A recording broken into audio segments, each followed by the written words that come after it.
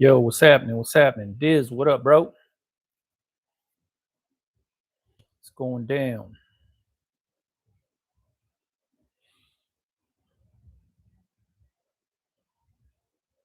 Chilling, man. Just finished up the ebook.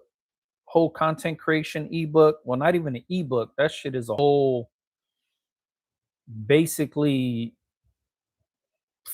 step by step guide on how to create content for uh promoting your business, to market your business, whether it's services or products. I'm gonna drop it this Friday, but I just finished it up, finished all the videos for it. Um, Doing the proofreading right now. But yeah, I'm gonna drop it on Friday. But yeah, just finished that thing up literally today. Going through proofreading right now, but it'll be the whole. I wouldn't even call. I mean, it's an ebook, but it's also accompanied by a full video series on demonstrations on how to set the camera up, equipment, how I edit the videos. I show a step by step on editing the video on your phone, uh, all the way through like how to post on social media, certain times to post, how much to post, what hashtags to use, everything. It's a full, it's a full content creation system, I would say. Um, so yeah, I'm gonna drop that this Friday. Um, I think it's gonna be very beneficial for the people that are struggling with how to promote on social media and how to get new customers and clients and all that kind of shit. So that book's coming out this, or that whole, the book and the video series is accompanied together. Um, and it's probably like 40 something pages, I think, full resources with active links. So you could, check out the equipment. You could, everything's just broken down in there, man. Broken down in there. Let me see. Seals and Foil said finally, yeah. This is the content creation one though, so to help people learn how to create content so then they could promote their business. Like I said, I'm mainly doing this one because I want people to understand how powerful our businesses social medias are without having a following. Like, you don't need a following to get seen anymore, and I don't think enough people are talking about that or teaching that. So that's kind of what we're doing now. Grand Sus from Salinas. Shout out to Salinas. I got family out there. Um, Dia, what's happening? Congrats on finishing the ebook. Not a problem. Thanks for the little shout there. Darwin, Australia. Shout out to Australia. Kathleen Thompson, what's happening? True North Beard Co. what's happening? Now do the workshop. Workshops are also, well, take that back. The other ebook that I was doing on how to start and run a business is almost done, and I'm finishing that up. And then workshops and also like one-on-one calls and shit like that. All of that stuff is uh, very close and in the works too. Heard DZ Hollow from one of your stories. Got all kinds of his songs now. Shit goes hard. Oh, Desi Hollow. Yeah, that dude is dope, man. That dude got that cool, smooth voice. He's from California too. I think he's down in Oceanside. But yeah, shout out Desi Hollow, man. Do you ever print on basketball jerseys like you're wearing? If so, who makes good blanks? I used to get blanks similar to this. This one is sewn in. This is all applique though. So I had these jerseys made, but there used to be a place in downtown LA that used to that's where I used to source these types of jerseys from, where it's mesh with the different color elastics. I'm kind of picky when it comes to basketball jerseys and stuff like that. So this one right here, I did these probably 7-8 years ago or something like that. But yeah, this is just applique that's on here. You could press this stuff onto Transfer Express actually does laser cut applique that you could heat press onto jerseys. Um, or hoodies and shit like that, or whatever you want. But for sourcing basketball jerseys right now, I don't know who has any decent ones. You could probably try Augusta or Holloway. Those are like, they make a lot of sports shit. They make Letterman jackets, they make baseball jackets, and anything sports related they make. They usually supply all the schools with their jerseys and uniforms and all that good stuff. So Augusta and Holloway might be some good blank companies to look into. I got these done overseas. They came out all right. The two things that I didn't like about them is when you submit tech packs to, if you're doing cut and sew or you're getting something manufactured, you have to like set up a tech pack.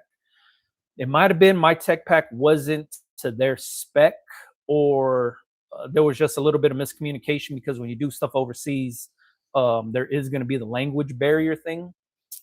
And these ones, I wanted the mesh to be to have a little bit of give in it. I forgot the name of the material. It's not just 100% nylon or polyester. There's like I think it's called lycra. I might be wrong, but that's the stretchy material, not spandex. There's another stretchy material that goes into jerseys. Like if you ever bought like a Mitchell and Ness jersey, or a hardwood classics jersey, there's a little bit of a stretch to it. That's what I wanted. These ones didn't have it, so this was the sample that they sent back, and this is not the one that I released. Let me see. City of Commerce checking in. Commerce Rays, what's happening? Robert Suarez, what's going down?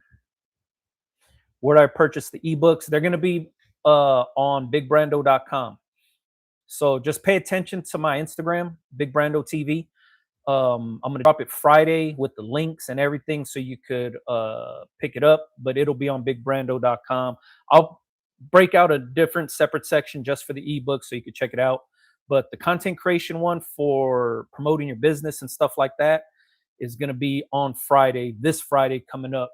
And it's the book and videos. It's a video series of basically showing you everything that I do on how I promote and sell t-shirts through social media. So everything that I do to make the videos, the apps I use, the equipment I use, how I shoot the videos, how I edit them down, the thought process behind it, the different social media platforms that I use, like TikTok, Instagram, Facebook, YouTube, how I post on there, when I post to see the most engagement, all of that I do to sell t-shirts is on there.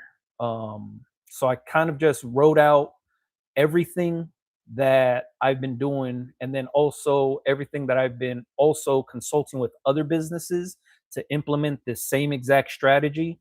And I've been watching it work for them. So I'm like, all right, now it's proven that it works. It worked for me. It worked for multiple other businesses. Now let me share it with the people, so then that way it could work for somebody else too. That's basically how it's going down. Who makes the best blank hat that's very similar to an on-field MLB hat? Nobody. Um, Sorry to say, there's no other hat out there that compares to a New Era cap, especially a 5950. It's its own fit, it's its own style. It's very hard to replicate that. I haven't found a hat that's comes close. Sometimes the fit might be the same, but the bill's different, or the bill might be the same and then the fit's different. So it's always been kind of a toss up for myself.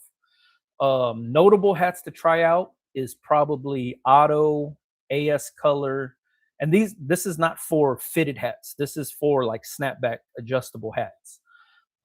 Fitted hats, you're on your own there. I haven't found a company that does a good fitted hat. Pitbull came close. I would say Pitbull's fitted hat is close. Otto's fitted hat is, the sizing is horrible.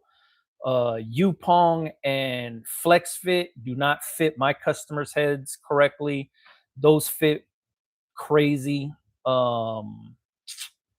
Yeah, I can't tell you who has a similar hat to New Era because side by side, there's no comparison to that style of a hat. That's why they are who they are. That makes sense. Fat Heck, what's going down? I'm planning on a space for my sneaker repair shop, and I'm curious how big is your shop and how do you utilize the space? The current space that I'm in right now is I think 1,300 square feet. I have two offices. I have a restroom. I have a kitchen area ish. Not really a kitchen, like kind of like a wet bar. Like there's a sink and some cabinets and countertop where we have like refrigerator and shit like that. Um, yeah, and then we have the storefront space. I also, if you're looking for space to do stuff, always look at office space first. It's the cheapest. And like if you're just doing, sneaker repair and shit like that, where you're not doing like, you're not lugging some like heavy machinery into, lease a office space. That's probably going to be the easiest and best way and cheapest way of doing it. And you could probably get away with like 500 square feet or something like that. Even smaller, 300 square feet office space would be dope. If it's just like some tabletops or some desks and some shelving, you'll be good to go, man. A lot of people don't like to look at office spaces because they think they need a warehouse. Fuck that. Look at an office space, man. Stan Banks checking in. What's happening, man? What's happening? Uh cool, definitely checking it out on Friday. I appreciate that. Flex Fit Auto makes a nice fitted hat. Wait, Otto makes a nice fitted hat than Pitbull. Yeah, I personally like the Pitbull fitted hat over the Otto one. The Otto one, I didn't like the branding on the outside. And then the sizing was to me a size up. So I wear 7 and 5/8, but then I could have wore a size down to really fit like a 7 and 5/8. Um, yeah, that was just my own personal preference. But yeah, I haven't bought any fitted hats in a while outside of a New Era 5950 hat. Let me see. Oh, 718, what's happening? I meant New Era Flex Fits are New Era Flex Fits. There you go, man. Location should pay the rent. Fuck yeah. I agree with that 1000%, man. There's a dude that was doing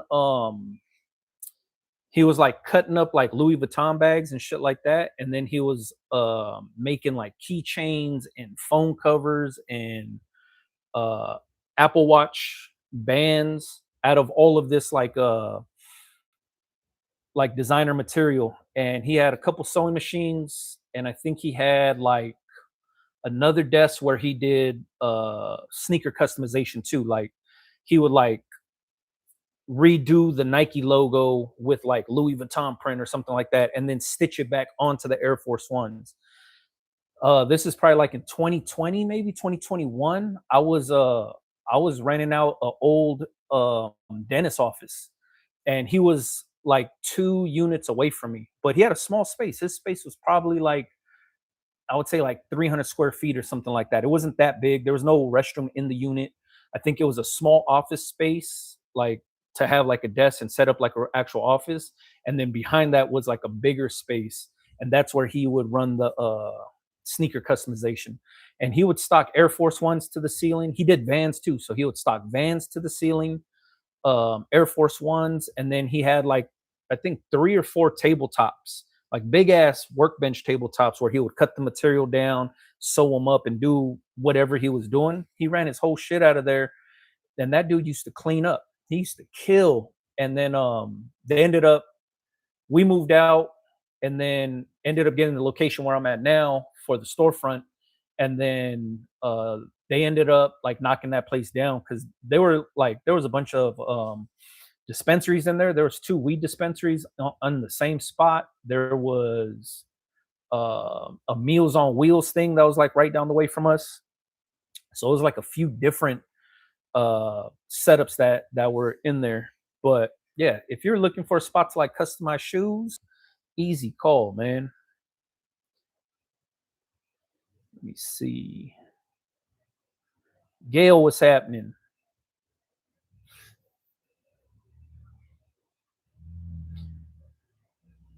Yeah, when every year I go to the Impressions Expo, every time I'm over there, I'm looking at like hat vendors, and I'm trying to find, a new supplier and stuff like that. I'm seeing what people have to offer.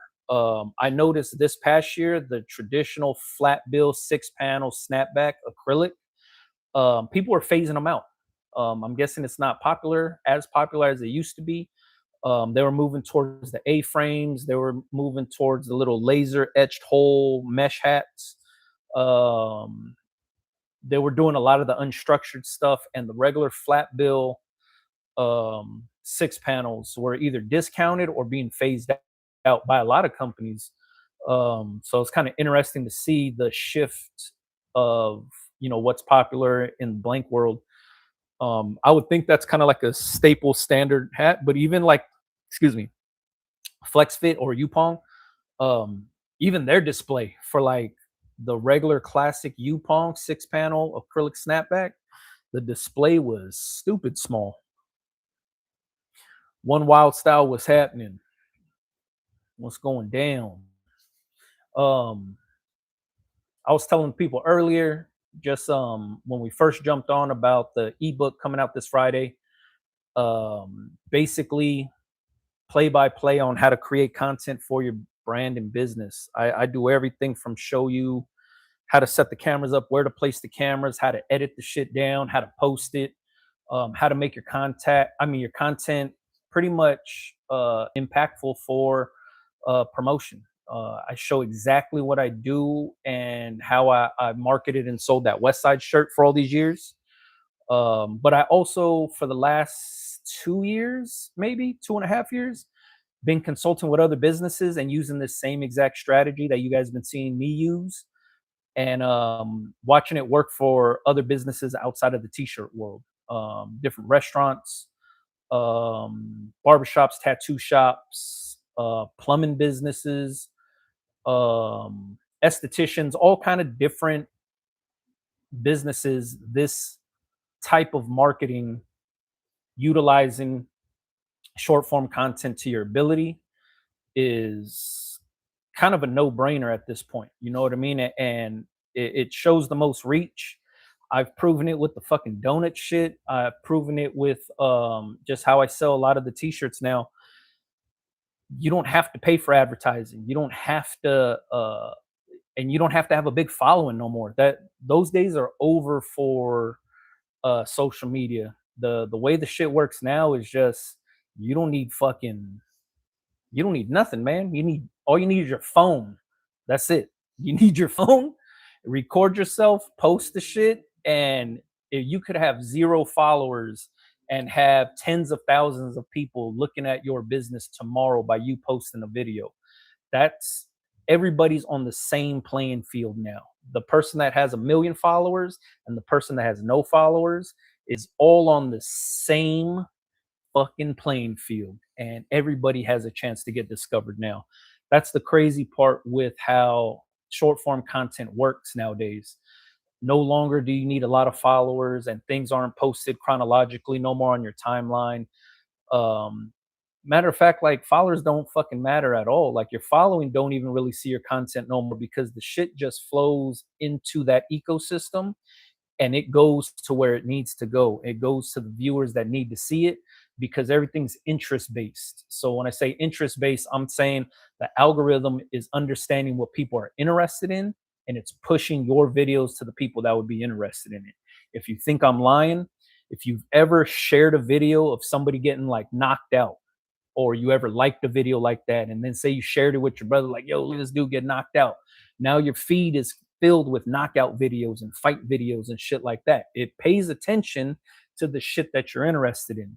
So for us as business owners, we have every opportunity right now to get into the faces of a ton of different people by playing into how the algorithm works. And it's not your enemy. You know what I mean? A lot of people think that the algorithm's your enemy. Like, oh man, the algorithm's fucking burying my shit.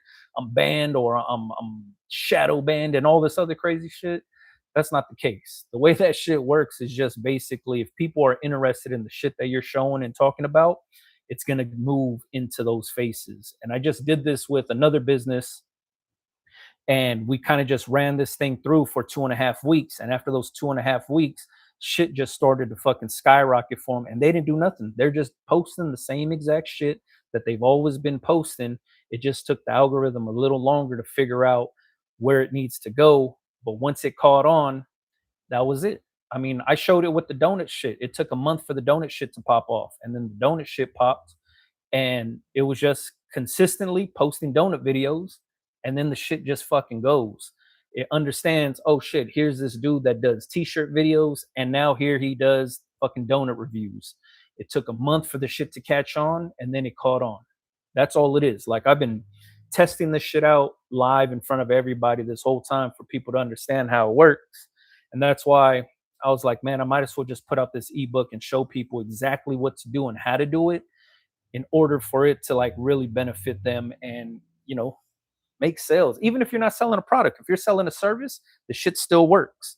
Like I said, plumbers, tattoo artists, barbers, estheticians, we've been trying this shit out on a bunch of them. They're not selling a tangible product, they're selling their service, but we post the same exact way with the same exact strategy, and then they start to see their fucking client list grow like a motherfucker because it's landing in the right faces. That's all it is. It's an ill ass concept, but the shit works.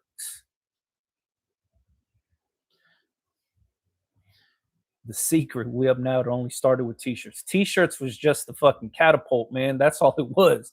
T-shirts was what fucking just launched it, and then after that, it was fucking curtains for everything else. Let me see. Franchise. Big up, bro. Huge inspiration. I've been watching it, taking your advice for over a year, worked on the craft, and in my first official week of marketing, got 5 clients in 2 days. Hell yeah. That's what I'm talking about, man. That's what I'm talking about. There's another dude, I think his name's on here is Threaded Headwear, or it might be Thread Noggin. The homie, I've been fuck, man, it's probably been like a year or two. He comes down to the shop, comes down to the store, maybe 2 years. We've been chopping it up. Every time he comes through, I kind of just pitch him some of the things that we've been working on, some of the things that works. He puts it, and all he does is embroidery, mainly embroidery. He sells hats. And I just let him know, hey, this is what I'm working on. This is how I'm doing things. He does the shit for himself, utilizes the same strategy, and then the shit just starts to fucking unfold and grow. It's not a,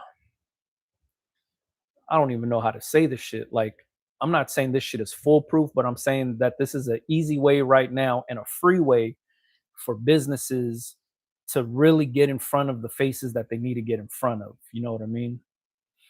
Because like I said, man, people paying for ads and shit like that, that's cool. But at the same exact time, man, like, you could do this shit for free and it works. Let me see. DNG Wear just started, just subscribed. Love the content. Thanks for all you do. Thanks for the info. DNG Wear, thanks for even watching and finding the channel. I appreciate that. While you're here, make sure you tap in with the homie Stan Banks too, man. That dude puts out all kind of crazy content. The algorithm is showing to people who like your content now rather than shopping big channels only. That's exactly it. I watched a whole talk about it from a dude from one of the big platforms. And I'm not even a dude on a big platform. I'm a fucking small fish in this thing. And it's just, I understand how this shit works. And in order for me to really like grasp how it works, I tested it out for myself. And since 2020 or 2021, I've been selling that West Side shirt. And the only way I've been marketing that West Side shirt is by utilizing this same strategy. And this shit's been working. And I haven't paid for one ad. I've never even officially launched that t-shirt. And it's one of my top sellers in my store and on my website. And I've never really launched it. Like, I've never really like gave it an official launch. I've just been promoting it the same exact way, utilizing the same strategy of basically just showing the shit how it's made. I tell you guys all the time, don't just post what you make, post you making the shit. And that's 1000% how it's like the fucking donut shirt. The donut shirt sells. The donut shirt should not sell like that. I made that shirt to see if it would work, and it shouldn't work because one, nobody wants a t-shirt that just says Big Brando special with the fucking donut order that I do, right? Maple, like nobody even cares about maple old fashioned donuts for one. It's proven because fucking I'm doing these reviews. Most donut shops don't even carry the donut. So two, nobody should even give a shit about that, right? But what people are doing is they're understanding how the shit works. They're starting to see the product and they understand the connection between donuts and me showing how I make the shirt. They're here for the donut shirt. I mean, they're here for the donut reviews. They see the donut shirt. They're buying the donut shirt. I make donut review videos and people are buying the donut shirt. That shouldn't work. It shouldn't happen, but it does. And 100% of the sales of the donut shirts are just from those stupid videos. It's me wearing the donut shirt, reviewing a donut. And then next thing you know, strategically speaking, they're seeing a video of me making the donut shirt. And then on top of that, now they're starting to see more donut related content and videos and reviews and shit like that. So the way that the system works in our favor is unreal for a business owner right now. It is crazy. Yeah, man, I want to get the ebook. Dope, man. I appreciate everybody that's showing some interest in the ebook. Like I said, Friday, and it's not just the ebook; it's the ebook plus the videos, a full video series breaking down the shit that's spoken in the ebook with demonstrations and all that stuff. It's I did it that way because there's people that learn like I learn better through like a video, or I learn better like listening to somebody, watching somebody do some shit versus like reading. I have a hard time comprehending shit that I read. So it's easier for me to learn that way. So that's why I did the ebook version and it comes with the videos. So then that way, if you have a learning deficiency like myself, you could learn both ways. You know what I mean?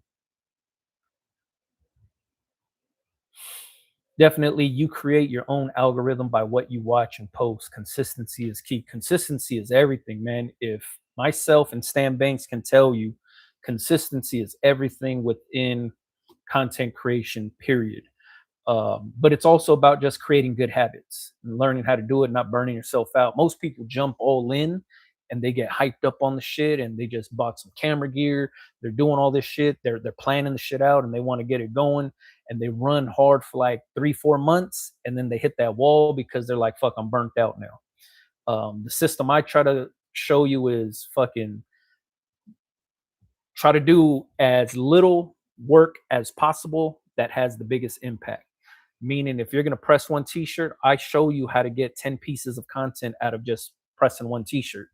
So if you could do that throughout the month, man, you'll have like fucking 50 pieces of content after just like pressing a couple shirts. Like I teach you how to do the shit. So then that way you could just post every day. When you hear people like Gary Vee say you got to post multiple times a day, I teach the strategy on how to do this shit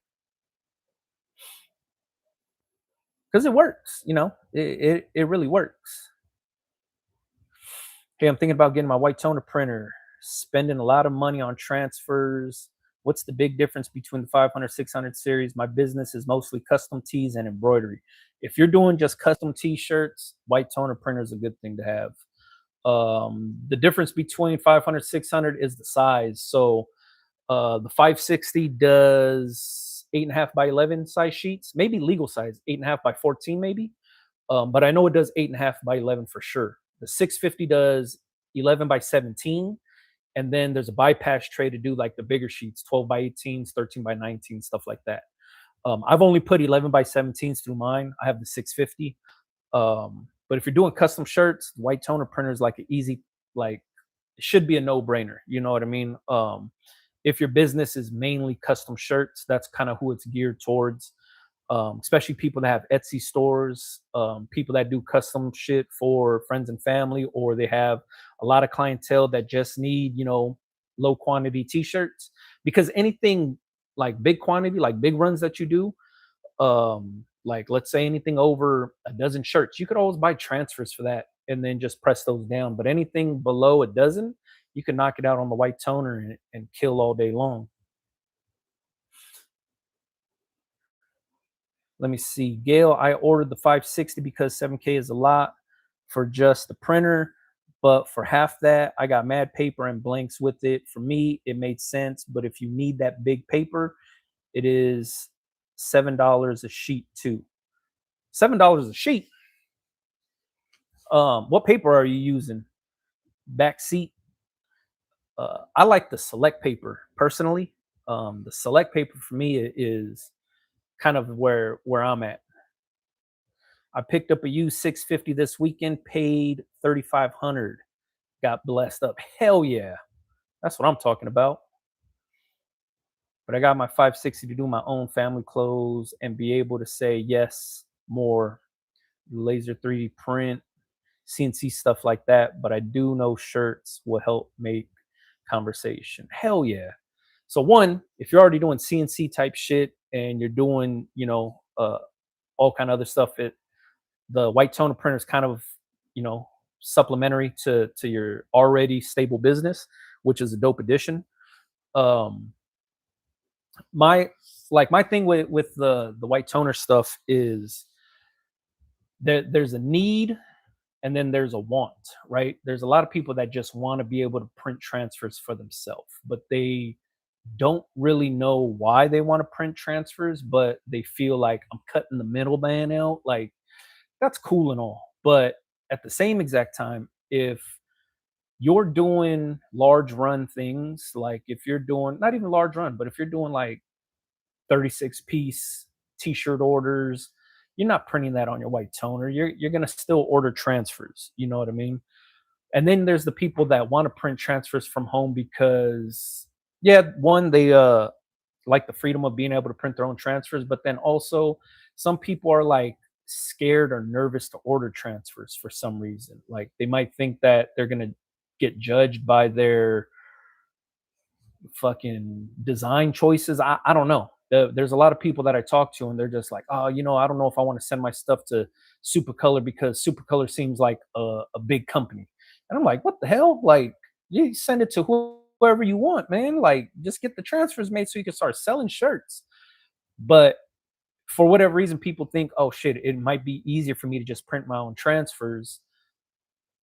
That way, I don't have to deal with feeling weird about getting my transfers printed by somebody else.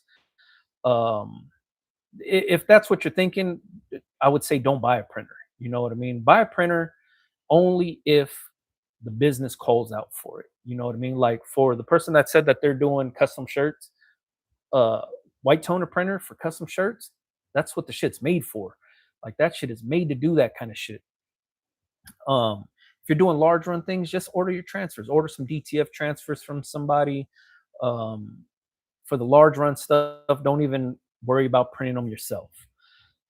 Anything small run, fucking get that shit going, man. Get it going. Let me see. We are not even stable. I need the shirts to make the customers. Oh, I get you. Be my own billboard. Plus, be able to do that for people too. Always wanted to do my own shirts, not just what the store makes. Oh shit, I hear you. I hear you, man. The this is kind of the way I felt about getting the laser engraver was before I got it. I have access to other laser engravers. The homies have them. I've had access to them for years now. I just never really put any thought into what I would use it for, really. And a lot of what I was going to use it for isn't even to make money. It was like to do promotional shit and stuff like that. And it, at the time, I was like just trying to gas myself up to get it. Like I was like, you know what? I think I need to get one so I could start. If I get one, then maybe I'll have way more ideas on how to use it. That's when I had to pump the brakes and be like, nah, that's not the right way to do it. I had to really think about like what I was going to use it for, how I was going to make some money because the shit still got to get paid off. So I'm like, all right, I need to make sure I can make some money with this thing before I even like decide to get into the shit. You know what I mean? And that's when I ended up really thinking about how I was going to use it. And the big one for me was the wood type of shit, like different bamboos and stuff like that. I always thought that was cool to be able to like etch that or burn that kind of shit up. Glassware, I really didn't care for too much. Never really looked into that. And then leather goods spoke to me. Leather goods was like something I was like, oh shit, doing wallets and notebooks and stuff like that. I felt like that was kind of cool. So it was like that kind of shit that made me really think, all right, if I get one, this is the kind of shit I want to actually make with it. If I had a CNC machine, I had access to a CNC machine and I wasn't making anything cool. And if I thought about buying one, then I'd be like, fuck, what the hell am I going to use this shit for? You basically can do anything you want with that thing, but I just wouldn't know how to do it. So I get you when you're saying you're going to use the printer to acquire new customers and stuff like that, because now you have a bunch of different services you can offer. So I would say start creating content around all that shit, man. Put it out there. Let me see. Is it hard or easy learning curve? The RIP software is pretty self-explanatory, not that bad. The A and B page marrying process is a little bit of a learning curve. Getting the pressure right, getting the heat and temperature right, and all that stuff, getting a perfect marriage is going to seem frustrating at first, but trust me, you start to understand how that shit works. The way I started doing it was I'm a cheapskate. So I would, instead of using the whole sheet, I would print a bunch of small things on there, like make my own gang sheet, and then I would just cut them all up. So then that way I don't waste the whole sheet on one print. I would wait, I'd get probably like 8 to 10 designs, small designs on it, 11 by 17, cut them out, and then test different pressures, different temperatures, all that stuff to get a perfect marriage. That's what I started doing too. And then that's how I kind of ended up learning how the process worked. Let me see. Are the DTF companies using a special mix of ink to make their transfers, or is it all kind of one and the same? What makes a good transfer good? To me, a good transfer is going to have good colors. Some of these companies are using CMYK. A lot of them are using CMYK plus white. That's just your regular cyan, magenta, yellow, black, and then white printing. And then some of these bigger companies are now using printers that have new color gamuts where they're um, adding in another blue and a green and a purple or orange and different colors within the color gamut to give you like way more punchier colors. But to me, it comes down to like adhesive is the other thing. Some of people use different powdered adhesives. I like my prints to kind of uh, I'm looking for longevity out of the print. You know what I mean? I'm looking for something that's going to be durable. I don't really care too much about opaque. A lot of people like opaque. I don't give a fuck about that. I rather have durability, especially when you're washing a shirt multiple times. You want that thing to last. So that's kind of what I feel a good transfer should have is good washability and durability, but then a quality print too. So, for example, I know Supercolor uses the new color gamut on their DTF transfers, and when I compare designs that I did, especially in the browns, if you ever printed like browns, different oranges, even grays, but the browns is where I see the biggest thing is sometimes some printers that use the regular CMYK can't get a clear cut brown and it kind of looks muddy, or you could kind of see the red dots in the print that make up that brown color. Like if you ever use the loop and put it onto a print, a CMYK print, you could kind of see the color separation through the loop. Um, the loop meaning it's like a little magnifying glass that you put on a print. Um, with this new color gamut where they're adding different colors, I don't know what the extra colors are. I know it's still CMYK, but then there's like a red and a blue and an orange and a green and some other shit in there. You start to get way more buttery smooth colors that pop, if that makes sense. I don't do too much crazy color stuff, but I do a lot of browns. My logo is a brown face, so I look at stuff like that. That kind of shit speaks to me, but everybody has a different um, opinion on what like a quality transfer is. You know what I mean? For me, quality is basically just durability, washability, and clarity in the print. It's got to be consistent too. You can't give me like some dope ass print one day and then I try to reorder the same thing, and 2 weeks later the colors are all fucked up. It's got to be consistent also. I don't mind getting my DTS from a company, especially if I'm liking their quality and it works for my business. Fuck yeah.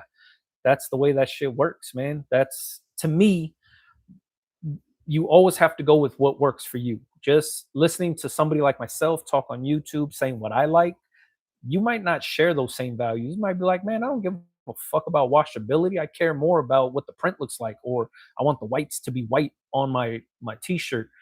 So everybody has to get what works for them.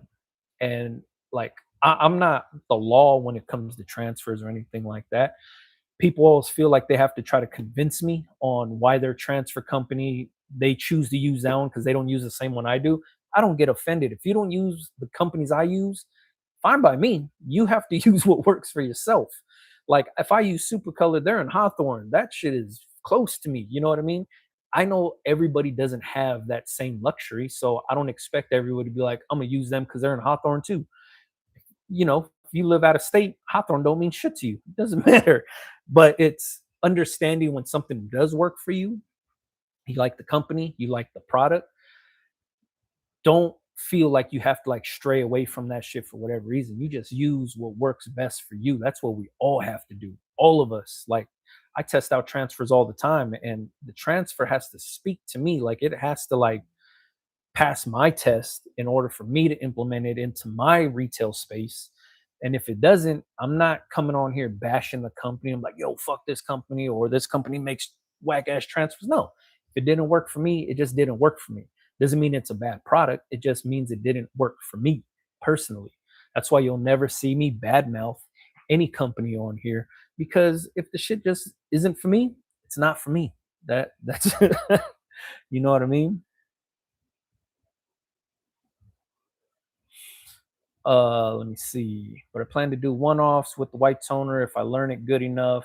But if I get a big order the transfers. Yes. Yeah, that's exactly it. That's exactly it, man. You just use the shit, make some one-offs, some custom shirts. You have the liberty to do that with the white toner printer. Anything bigger than that, just order the transfers. I'll be paying for it for a long time. I hear you, man. Do you have any tips on staying organized? I'm all over the place between Shopify, my designs, etc. Do you use any software to keep your business organized? Nah, I don't use anything, man. I mainly run everything through Shopify, though. Shopify does my inventory for me. It basically tracks all my shit. Anything coming in or out of the store, in and out of the shop, is tracked through Shopify.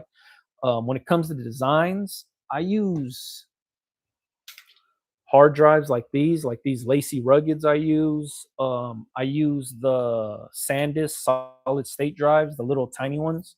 I have one on the back of this computer. I use a lot of those. My file system is basically this. It's the year, the date, and then what it is.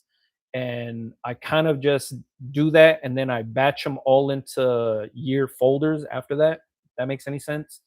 So then that way, if I need to reference something, I can always go back and look at, like, oh shit, I remember last year I worked on this thing. I'll go to, 2025's folder and then look at all the designs I created. And I put little descriptions on the titles.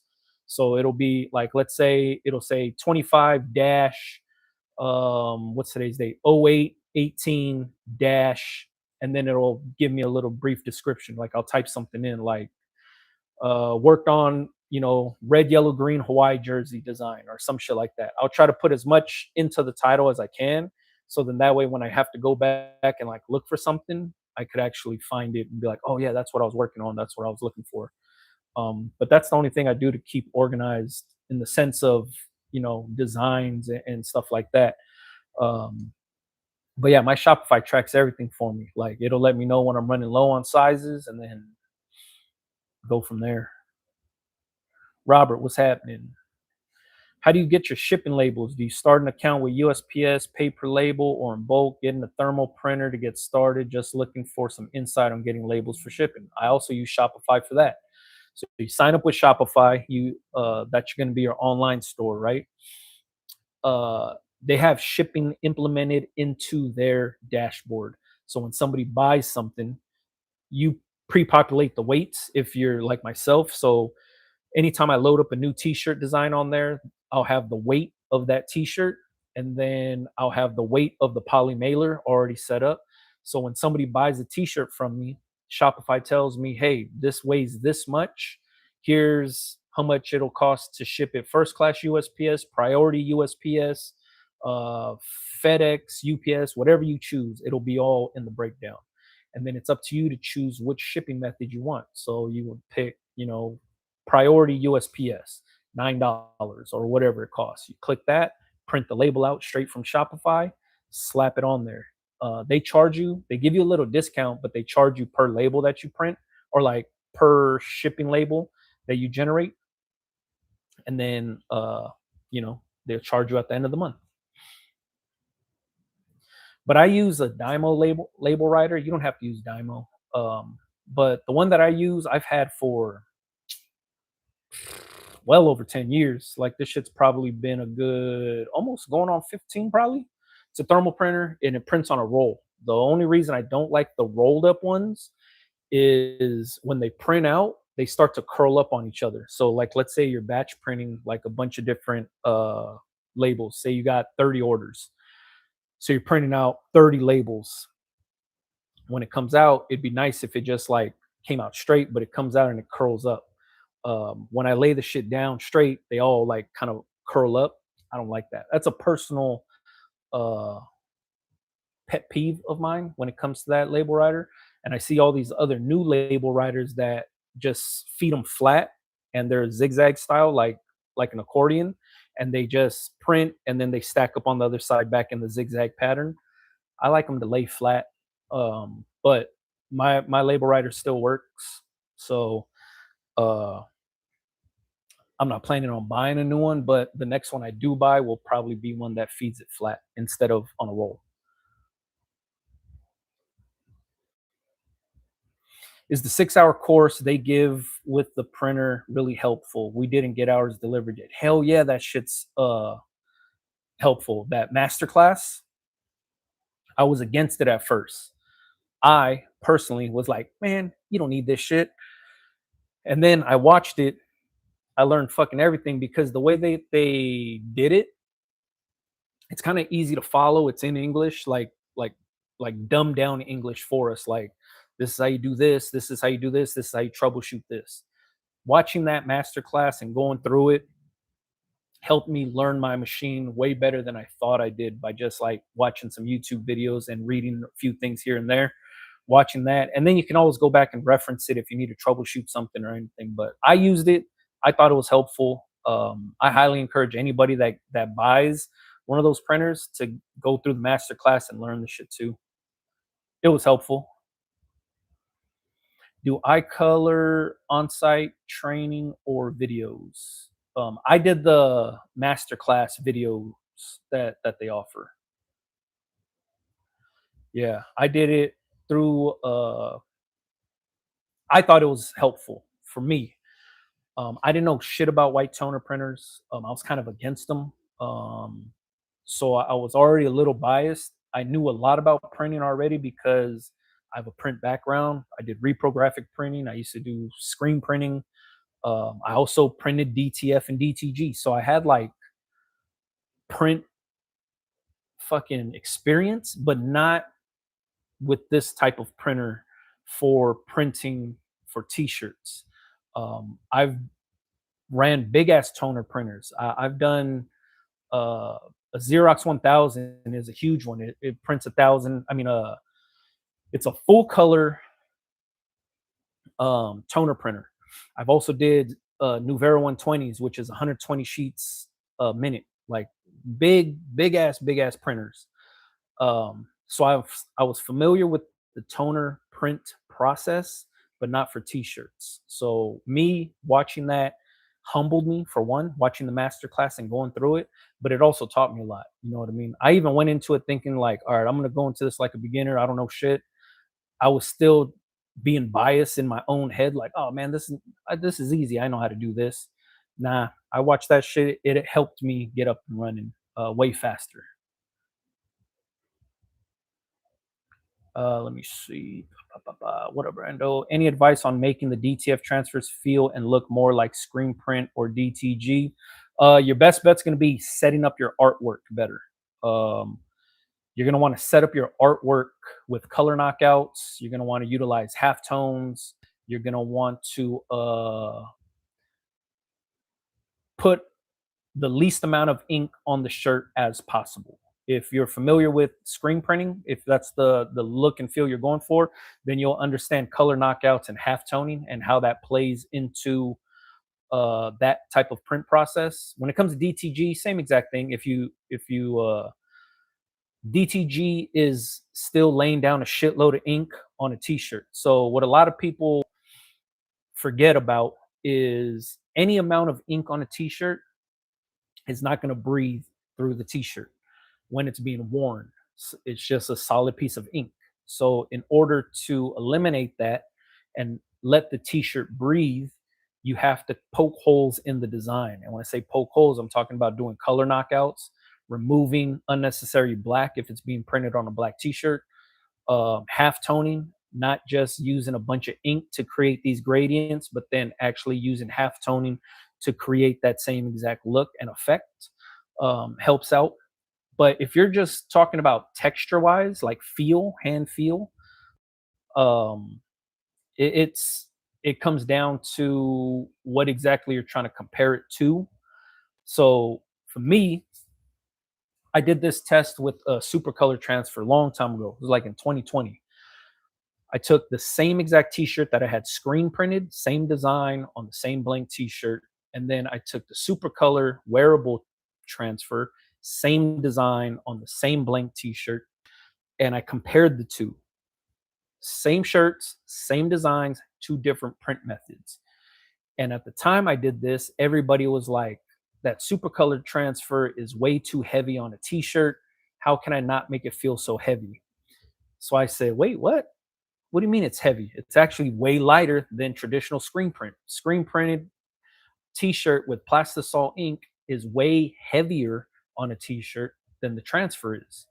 But what people were, not that they're saying the wrong thing, they didn't know how to explain themselves. There, it came down to hand feel, it came down to texture. Some people like the textured feel of screen print. I get it. Nothing wrong with that. A lot of that texture comes from the off contact of the screen touching wet ink and then popping up. Um, some people just like that. Some people like that heavy feel, and then some people consider like a transfer to feel like plastic. And when they say plastic, it's because they have just a fat, solid block of ink on a t-shirt. Like, man, this thing feels like a sticker. It's because you printed a sticker to put on your t-shirt. That to me is two different things. You know what I mean? So if you're going for like hand feel, you're never going to be able to create texture with the DTF print. You would have to use something like screen printed transfer, something like that, to get somewhat of that same feel, because you're talking plastisol ink with plastisol ink. But then if you're just talking water based ink to plastisol ink, there's going to be a difference there too. Hopefully that explained it. I don't know if I answered your question, but let me know if you need more clarification on that. Xtool's latest update, you can use it without a laser. Has a new feature that you can keep your files local, but it makes it a nice browser. You can see everything and tag it and put notes and stuff. Oh, hell yeah. So it's almost like a Lightroom for like photo editing and stuff. You could kind of do the same. What are some ways to modify text to stop it from being plain and boring? There's a lot of ways, man. Manipulating text is like kind of how I got into creating t-shirts. Um, utilizing color knockouts, utilizing strokes on top of strokes, and then using drop shadows are easy ways. You could manipulate the text by adding arcs to them. You could, yeah,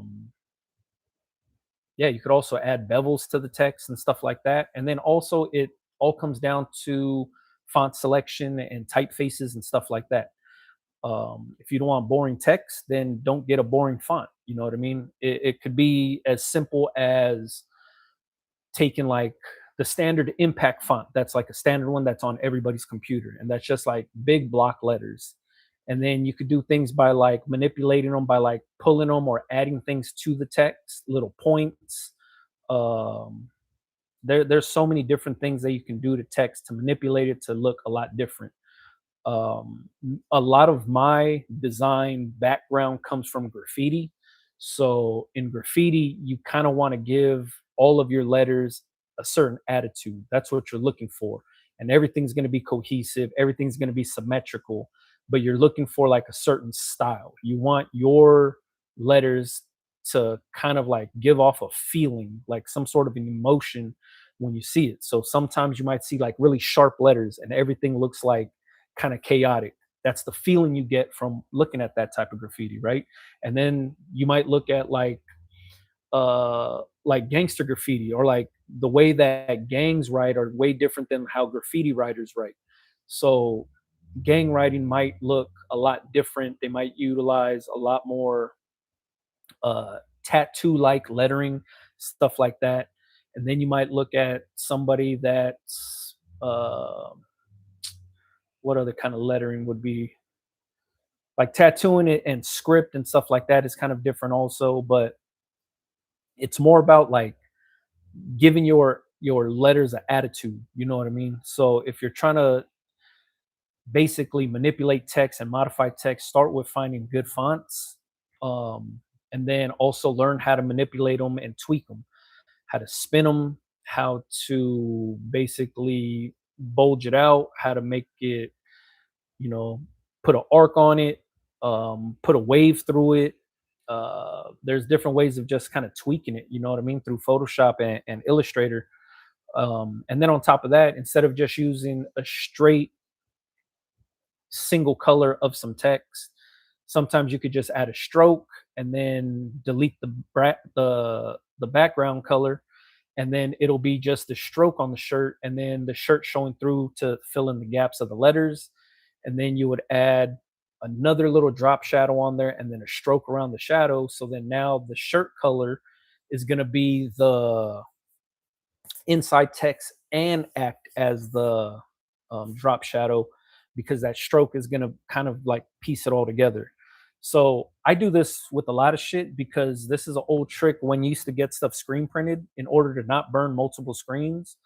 um, I would do this to my text all the time by adding those shadows, adding those strokes, and then knocking those colors out. So I could just pay for one screen and it'll be a single color screen print. And then that way I could kind of just get away by it looking like a two color design, but it's really not. It's just a single color design. Another thing people do is when they type out the text, there's all these gaps in between the letters, and people just say, all right, fuck it, that looks good to me, it says what I want it to say, and that's it. Sometimes if you smash the letters together, like close in the gaps or space it out or shrink the text down, or you know make the text taller, it's things that you just got to play around with so you could get a better understanding. But the main goal I always go for is I want the text designs that I do, I want it to have a certain emotion. I want it to look good. I want it to look hard. I want it to look um, playful. I want it to look like it has an attitude. Those are like emotions I'm getting from the text whenever I'm creating text designs, like this right here. What kind of like what does this text make you feel like? Because this H didn't look like that. I added the little kick on there, like fuck. Oh, it's this side.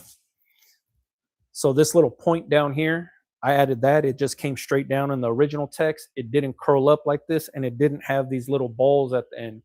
That little circle there and that little circle there, it almost came to a point.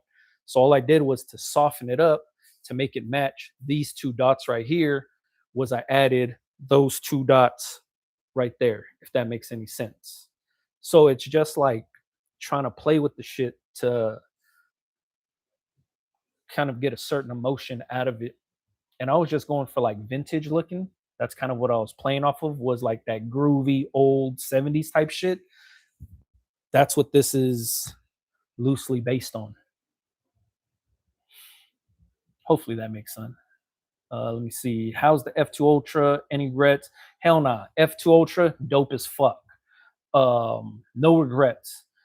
The one thing that I'm glad I really did get into was getting the purifier with it, because I don't have anywhere to shoot the exhaust out. I don't have any open windows in my office space where I have that. So having that, I could burn wood, leather. I've done rubber with no real smell. Um, Acrylic, a little bit of a smell, but not bad. And tumblers and stuff like that. Burning the powder coat off of that, no issues whatsoever. Sign up for UPS and they'll send you labels. There you go. Besides Michael, Caesar is expensive when looking to make a bunch of single color designs. Where do you get your vinyl in bulk? And is there an off brand vinyl that works just as good as Caesar? Almost all vinyls to me are the same, but check out Atlanta Vinyl. Just buy it in bigger bulk. Buy like 5 yard rolls, 10 yard rolls of like white or the colors that you use all the time. That's what I used to do. Is I would buy vinyl in bulk, meaning 5, 10 yards. Instead of buying 18 inches, I just buy rolls of the shit. But check out Atlanta Vinyl. What's the best way to create halftones if you're Photoshop challenged? Trying to learn Affinity now. Mad thanks to who mentioned Affinity a couple weeks ago. I don't know anything about Affinity, but then if you check out Odyssey Rock and that T-shirt dude on TikTok and Instagram, they have tons and tons of videos on how to halftone images. That'll help you out. Yeah, I get what you are saying. My graphic designer should know about the halftones and color knockout process. Fuck yeah. If your graphic designers ever like had stuff screen printed before, they would know exactly that process. Coach Matt, what's happening? No bueno, what up? Saw you killed it at the festival. Finally getting my Racoma next month. Good looking on all the gyms. Fuck yeah. That's what I'm talking about. Hell yeah. Getting that machine, you about to be killing shit, man. Hopefully everything's going good with you and merch is moving good for you too, man. I'm a little late. Active Data Apparel here. What brand DTF ceiling sheet did you recommend again? I've seen so many mixed reviews, but you say it's honestly worth buying. Yeah. If you go to my Instagram page, if you follow me on Instagram, go to my Instagram page and then click the link in the bio. I linked that top seal sheet on there. I've seen it work firsthand for myself. Now, I tried it with the super color stuff with super color wearable. It didn't work. Like it didn't do much to it. I did it with white toner. The shit worked. I did it with DTF. Shit worked. So this is my guess on what ends up happening. Somebody else gave me like a really good breakdown on my YouTube video that I talked about it, but this is what I think happens. Whatever's in that top seal sheet, it basically warms up the ink and then just kind of presses it into the t-shirt, because when you're done using that sheet, you can see the weave of the cotton in the print. Like it looks and feels like you just smash it in deeper. I don't know the science behind it, but that's what it is. So if you ever use like a white toner transfer, like especially the standard, uh, the white toner or eye color standard paper, and right when you peel up the transfer, it almost has like a shiny, glossy look to it, where you would think this looks like a sticker or whatever. Once you put the top seal on there and then press it for 10 seconds, that shine and gloss goes away. And then it's like the print just kind of settles into the fabric. It's hard to say, or it's hard to. I do a side by side on showing how close or what it looks like on my YouTube channel. But yeah, that shit is like, I don't know the science behind it, but that shit works. The spray and all the other shit, I don't know anything about that, or these texture sheets, or I don't know anything of those. But what I do know is the finishing top seal sheet that I use for the white toner transfers. I've tested it out on DTF, and it does the same thing to DTF prints that it does to the white toner prints. Just kind of smashes that shit into the fibers of the shirt to where you can actually see the fucking full weave of the cotton in the design. Really weird. It's dope, but it's really weird. I just don't know what's in it. Any spots in DTLA? I'm in Carson. What kind of spots you looking for? Like blank T-shirts? There's a fucking shitload of them. If you just go down Main Street, if you're from Carson, take the 110, go all the way down, get off on Adams, make a right on Adams. USC is going to be on the left side. You make a right, go to Main Street. On Main Street, you make a left. And from there, Adams and Main Street, just go straight north. You'll see everything you could think of that has to do with t-shirts. Everything from fucking sewing machine manufacturers to screen print companies. McLogan's is there. Then you're going to hit the 10 freeway, go under the 10 freeway, and then you're going to have all the blank garments on both sides of the street. Hats, t-shirts, fucking underwear, socks, bags, jerseys, jackets, fucking embroidery shops and DTF shops and fucking everybody you could think of, going all the way up to like Pico. You'll see all that shit. It's there. So you're in the heart of the fashion district at that point. But that's where all the blank or the blank wholesalers is on Main Street, north of the 10 freeway. If that's what you're looking for. The best DTF post press sheet is by DTF Power. I found it to be the best out of all next to T-Seal. I've never tried anything from DTF Power. I've only tried the Top Seal sheet. That's the one that worked for me. Just a heads up, your stream isn't clear. You're looking choppy. Damn.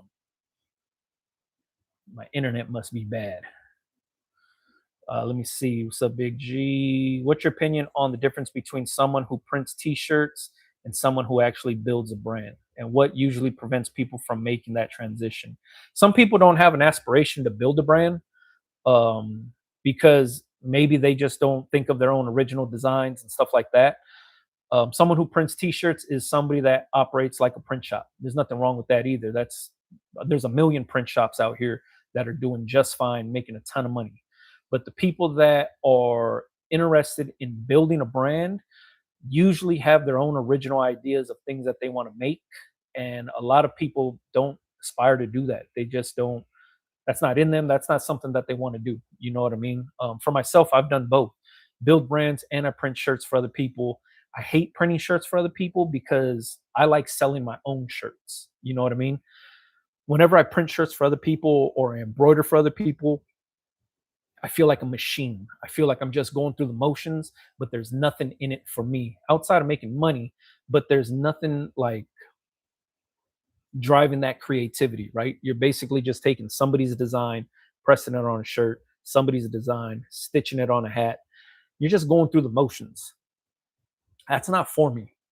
I got a million ideas and a million different designs, and that's what fuels me is wanting to actually sell t-shirts, build a brand, get complete strangers to buy my designs. That kind of shit is what I like doing. That's not for everybody. I don't think a lot of people want to do that or like that, and I get it, you know what I mean? But also building a brand, hard as fuck to do. You know what I mean? It's that's the fun part for myself, but at the same exact time, that's the part that keeps a lot of people up at night. You know what I mean? And that also is one of the most humbling things you can do because when you put all of your blood, sweat, and tears into something and nobody buys the shit, you almost feel like a failure. You have to be able to bounce back off that shit, and you also can't let a couple failures, knock you down. If you're not built that way, it's probably not for you. You know what I mean? For myself, man, I've launched many brands that didn't sell, that didn't do good. Man, I launched a brand that I trademarked fucking everything for, and the shit didn't work out. But if I would have stopped back then, I probably would have never got on YouTube. And that was fucking early 2000s. Like that shit would have been fucking disastrous. It was just like, fuck, all right, that didn't work. I got more ideas. Let me keep putting this shit out. Right now, I started to think about launching another brand. But then I started having fun with like the store and all the shit that I'm already doing. So it's like, I'm already putting designs out. I don't need a brand, nothing right now. When I have time, I'll do it. But right now, it's not a big deal for myself. So I rather just make a bunch of different random designs, stock my store, and sell them that way. Did the F2 Ultra have any limitations you knew going in? For myself, a lot of my homies have the bigger lasers where it's like the flatbed style where you could do like a bunch of shit. I didn't In my head, I was like, I'm not even gonna be fucking lasering on anything that big and wide to need all that space. I needed something tabletop, so that's why I went tabletop. The reason I seen the F2 Ultra in action first was at the store Undefeated here in Los Angeles. During All Star Weekend, they launched Jordan brand, launched some shoes. You could take your shoes to the back of the store, and they'll fucking laser your initials on the shoe, whatever you wanted on the shoe. And that's where I first seen it. And that's what made me think, like, fuck, if I got that, I could laser on shoes. What the fuck? And they were using the F2 Ultra. That's what made me like really look into the F2 Ultra, was because they put a whole fucking shoe under that thing and they lasered people's initials, the Jordan Jumpman logo, or fucking 23. I forgot what else they were doing. Maybe some all-star shit or something like that. But seeing that and how fast it worked, I was like, that's cool as fuck. I kind of want to do that.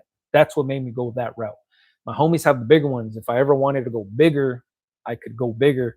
But being able to have something tabletop size fit my workspace and my needs, limitations weren't much for me. My limitations were I didn't have a big enough space on my table to get a bigger laser. So having that smaller one, and the footprint is like the size of like carry-on luggage. Like it's not big at all. You know what I mean? It's like probably like the size of a computer tower. To me, that was like an easy call for me.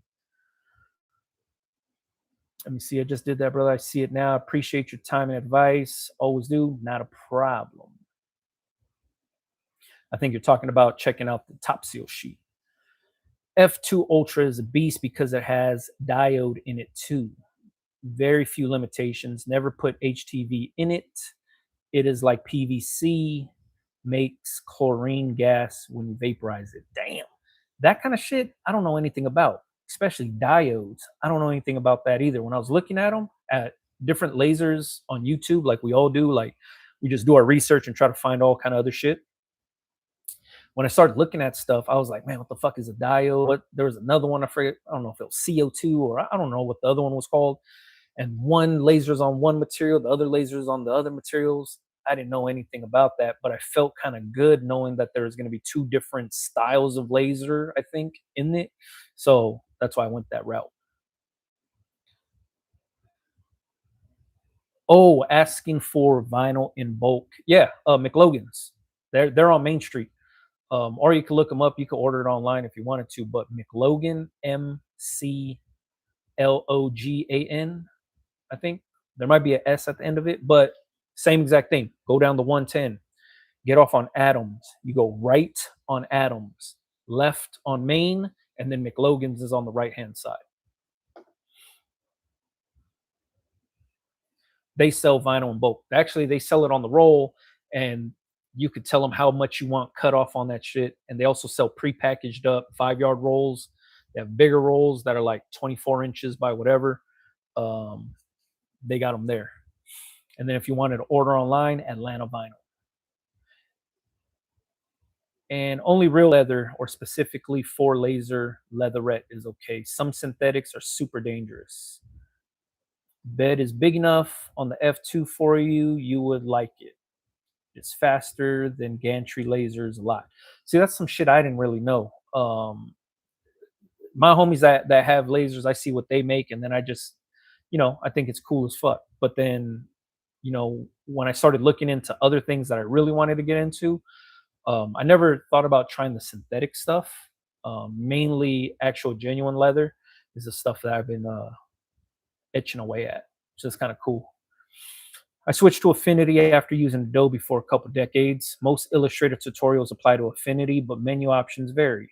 The Vector Lab has paid halftone tools for Affinity, if that helps. Gray Coast, thank you for sharing this. Whoever was asking about halftoning with Affinity, they said that Affinity menu is kind of like Illustrator, but the Vector Lab has paid halftone tools. So you can buy some tools to help you halftone in Affinity. Appreciate that. How do glows, shadows, and gradients to transparency look on DTF? They look good if you half tone them correctly. Some people don't half tone them correctly, so they look spotty and blotchy and shitty. Um, and that's not to say like it's not a good idea to do. It's just you just have to do it correctly. You know what I mean? So as long as you know how to half tone your glows, half tone your shadows, and half tone your gradients, you're good to go. You're good to go. And all that depends on like dot size and pattern and stuff like that. So sometimes dots look better, sometimes lines look better. It all depends on the design, what you're going for, and how you want it to show up. But that's usually how this shit works. Let me see. Oh, the homie said the video isn't clear. I just checked that B. Thank you. So the other person who said that the live stream was choppy, I apologize. It might be my internet. Do you use AS Color for your long sleeve shirts? Yes, I do. I've been using their oversized block t-shirt for my brand, but need to find a good long sleeve. For the oversized long sleeve, I haven't. I've just used like the regular classic long sleeve, but I haven't tried like any of the oversized anything like that. Does Goof Proof have plastic feel on shirts? No, because that's just plastisol ink.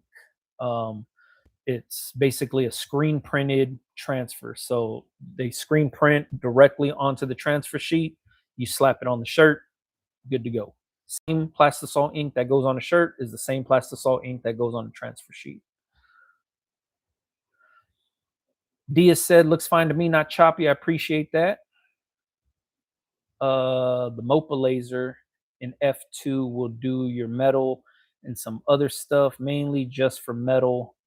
The diode is the blue laser. It is going to do your organic stuff, leather, metal. Oh, hell yeah, that's what I'm talking about. Thank you. Diode equals leather, wood, etc., not metal. Oh, okay, I got you. Hell yeah. Woods and leather. That's mainly what I've been doing is like woods and leather. Did a little bit of metal, nothing crazy. Just like they give you like the little metal cards you could like test shit out on. That's about it. Right on, Gray Coast. Thanks for the affinity info. Yeah, appreciate that, man. Thanks for helping the people out. Um, I'm gonna have more laser content coming out. I'm just trying to learn the shit first before I start making videos. The weird responsibility that content creators have is once you put up a video of something, they automatically think you're a professional at the shit and they ask a million questions.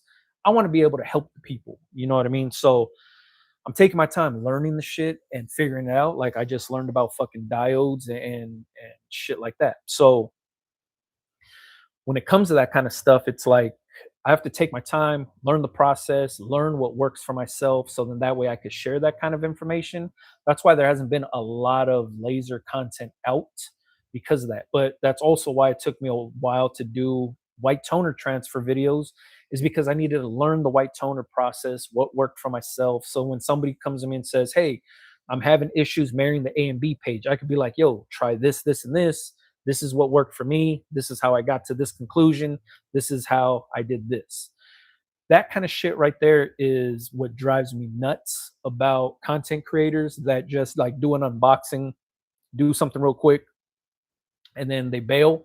It's like showing that is cool, but then when the people need the help, it's like crickets. And I'm like, oh fuck, man, like that's not cool. As content creators, if we're putting the shit out, like, you know, we should be out here trying to help the people. That's the main reason we're putting, well, that's the main reason I put out content, is because I'm trying to help the people. I'd be a fraud if I just started putting up laser shit and then people started asking questions and I couldn't answer it, like the fucking diode thing. I'm like, hey man, is that a fucking diode laser? I'm like, fuck, I don't know. Then I'd be a fraud. And then I'd be like, they'd be like, man, fuck this guy and his laser content. He don't know what the fuck he's doing. I don't want to do that. I want to be able to help the fucking people. So helping out is a driving force of my channel. You know what I mean? So that's what I'm trying to do is I'm learning this laser, trying to figure its ins and outs, what works, what doesn't work, what type of things that I can laser on that look good, that work well, that I can share settings with and stuff like that. That's kind of my main uh, goal with the laser. You know what I mean? people are sick of them now too. The constant, here's the latest X tool, here's the latest, yeah. And it's good when you want info, but the influencers are boring now. Your channel is authentic. You know what's funny is I get that, and I get people are getting these, nice paychecks to promote products and stuff like that. But I always feel like it should come with some sort of like fucking substance behind whatever the fuck you're doing, right? Um, it's kind of funny in the sense because I'm getting into the food creator world, food influencer world, right? And the food influencers are way different than the t-shirt content creators. um the food stuff is a big deal, and I'm only getting into it because I do the donut videos, and now restaurants are hitting me up like, yo, come in, you know check out this and blah blah blah, or we'll pay you to come out and do a video here. I don't give a fuck. Like, you're gonna pay me to eat, and you're gonna pay for my meal, and you're gonna give me some money to make the video. I'll do the shit. I don't care. It's food. You know what I mean? It's not business related or nothing like that. But then I noticed that some of the food influencers, the way they do things is pretty crazy. They got the shit dialed in. You know what I mean? It's not like the t-shirt world. It's way, way, way different. And I was like nervous to do those types of videos, the food videos. But then I was like, fuck, I'm already gonna eat. I usually post what I'm eating anyways. Like, this is a fucking easy call. And you could get paid to go eat at these restaurants. And I'm like, man, this shit is dope as fuck. So I just did some shit for Ike's sandwiches. I already eat at Ike's all the time, like that. So it's a no brainer if Ike's is reaching out, like, yo, man, like, we watch donut videos. Be down if you come out and try some sandwiches. I'm like, fuck yeah, I will. I already eat there anyways. You know what I mean? So that to me is the funniest part of the content creation space is the shit that I do for YouTube and t-shirt wise is I'm doing it for the people. I'm just trying to help people out, get on, make some money, and provide solid information. The food world, there's nothing that's tying me down or back from fucking making a food video because all I'm doing is just putting restaurants on. I'm like doing it for the business. I'm helping the business out, not necessarily the people. So I'm like, man, I'll fucking keep paying me to come eat. I'll eat whatever the fuck is going on. You know what I mean? Like, I did some Chinese restaurants already. I did some dumpling spots. I did a hot pot spot.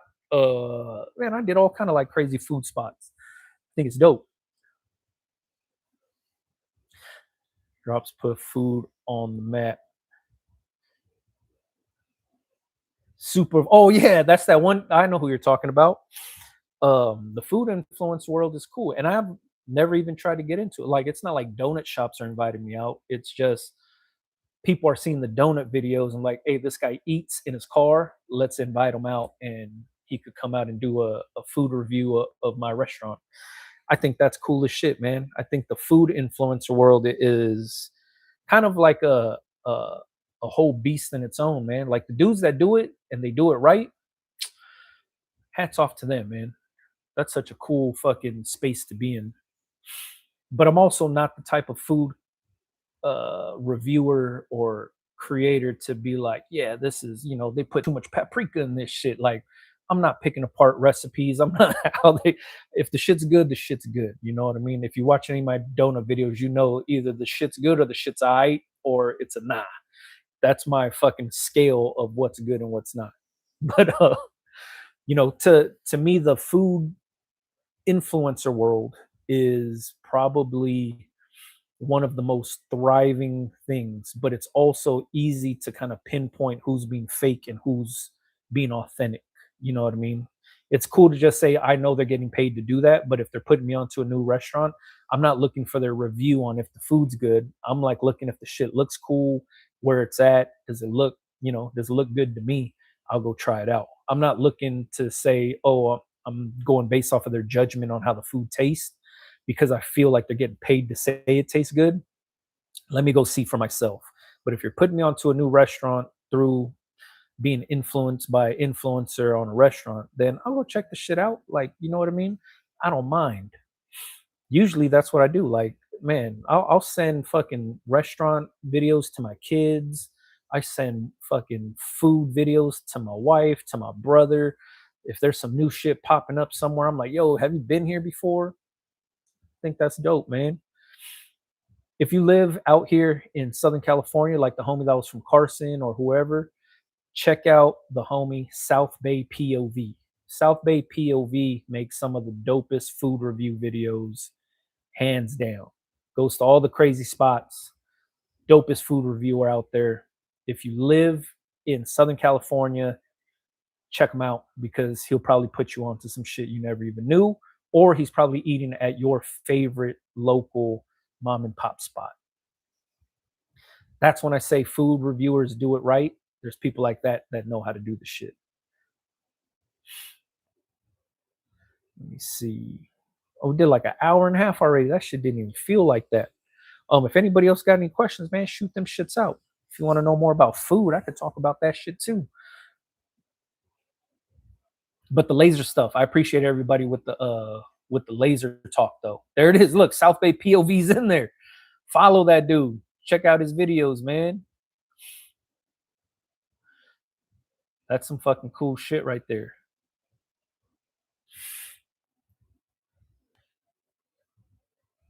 Yeah, the for me, the laser stuff now, to me, is gonna be interesting to learn and figure the shit out. So I can start dropping shit. That's what I want to do. I want to start dropping some fucking laser content. But I want to be fucking knowledgeable on it before I drop the shit. I don't want people asking questions and then I just go silent and I don't answer nobody. I'd rather be like, all right, look, this is how that shit works. Let's get to it. And then show how to make some fucking money with that thing. You know what I mean? I have two ideas that I haven't seen a lot of people do yet. So I'm curious to see how that shit's gonna work out. We'll see. Um, yeah, if anybody else got some shit, if not, we'll jump off. The ebook, content creator ebook's gonna drop this Friday. It'll be ready to go Friday morning. Comes with a series of videos to watch also. It'll break down everything needed to help promote your business through social media. Is it true all the comments people leave that white toner is only good for one-time shirts, or can they really last if you do the T seal? Should we definitely outsource DTF if it is for day-to-day wear? Nah, hell no. Let me see. I'll show you a white toner transfer shirt that I've done that I washed a bunch of times. And it's the very first shirt.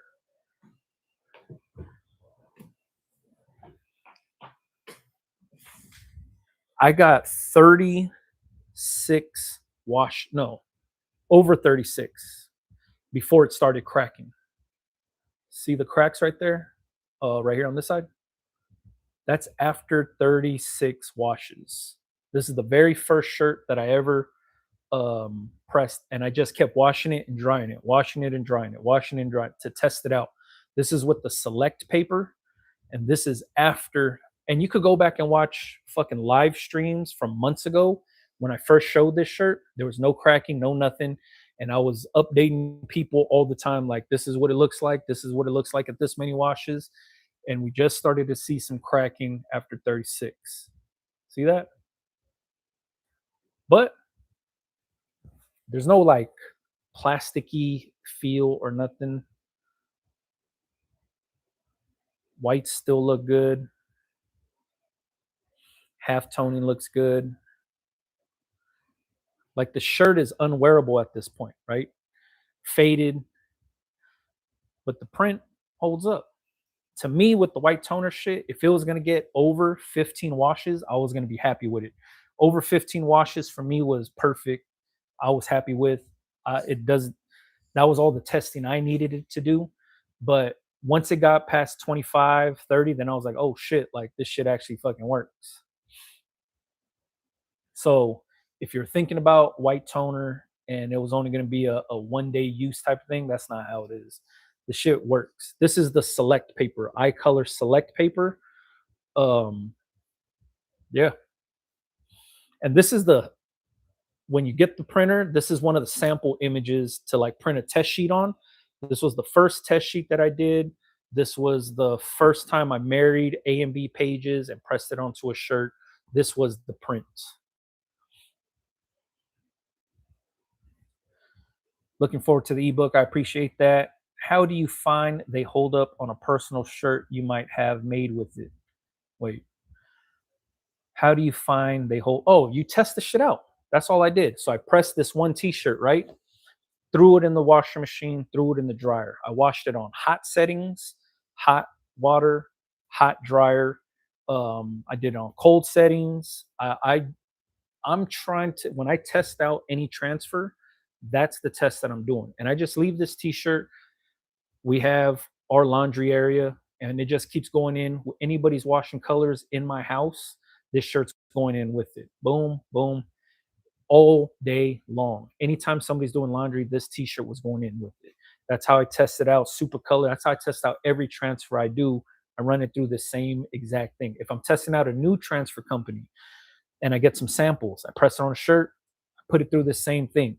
I need to know how it's going to react when the customer gets it. So if I'm washing it on the hottest settings that my washer and dryer can do, then I'm pretty sure they're not going to do the same exact thing. But if they do, I know it'll hold up. So this is the proof of how the shit holds up. Been a while. Just bought a window treatment store that has a huge back room, and I'm moving my DTF equipment out of the house and into the back of the shop. Fuck yeah. First of all, shout out to the window treatment store if that's the business.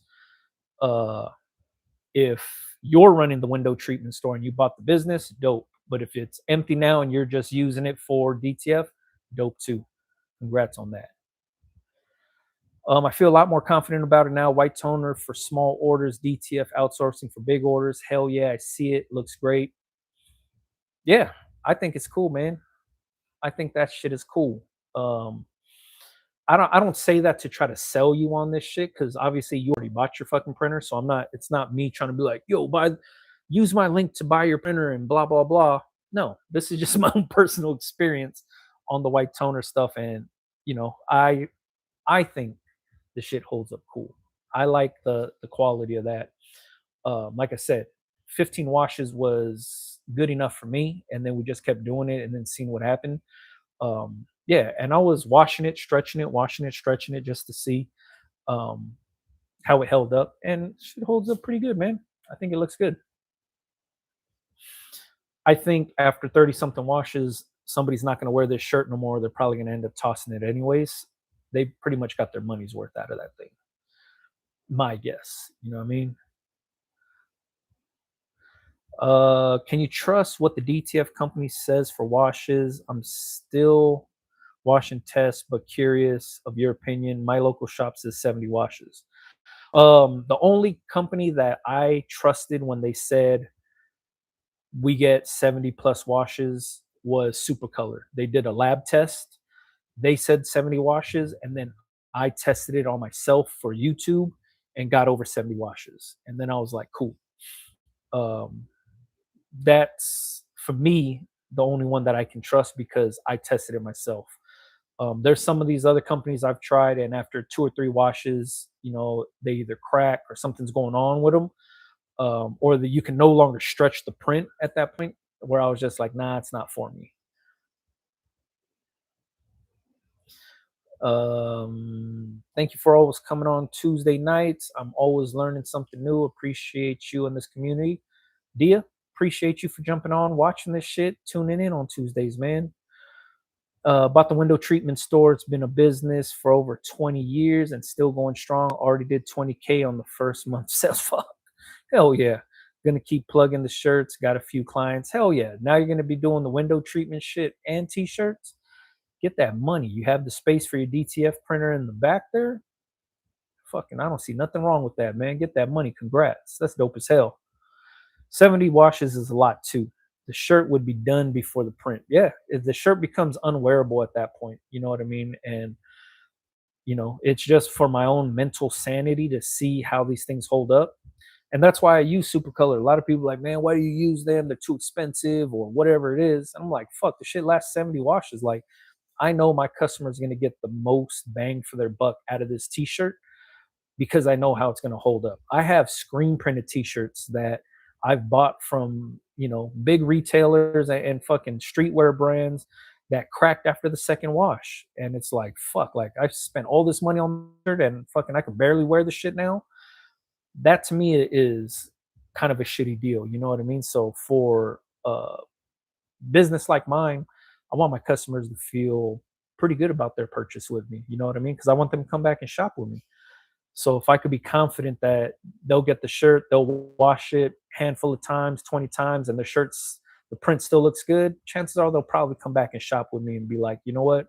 Your shit is cool. It's legit. That's what I like.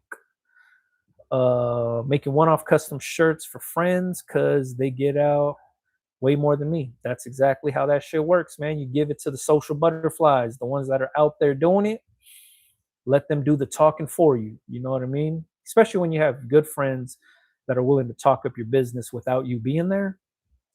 That's where it's at. A lot of people think, all right, I'm just gonna make shit for my friends. They make shit for their friends, and then their friends like wear the shit to the car wash where there's only like two other people there, or they wear the shit. Somebody says, "Hey, where'd you get it from?" And they say, "Oh, my homie hooked me up with it." And that's it. You don't want that. You want to give t-shirts to people that are going to be like, "Yo, check out the homie's business. He does this shit right here. This is where you can find him. This is where he's located." You want them to talk up the business as if you were there right in front of them. That's the kind of homies you want to give free shit to. When we give free shit to people, I don't expect much out of it, but I like to give it to the people that really fuck with the business. And the homies that really support me and what I do will always help sell shirts or tell people about the shit or never scared to speak up about it because that's like fucking man, I would do that shit for anybody else. Like if I'm really supporting my homie, I'm gonna like my homegirl's an esthetician, right? Nowhere on my body needs waxing, or she does waxing. I don't need to get waxed, but when people are like, "Oh shit, I'm looking," my wife wants to get waxed, or somebody's looking for wax, I'm like, "Yo, my homie does this shit. She's dope as shit. She's located in Torrance. Go check her out." My homie's a barber. I don't have fucking hair.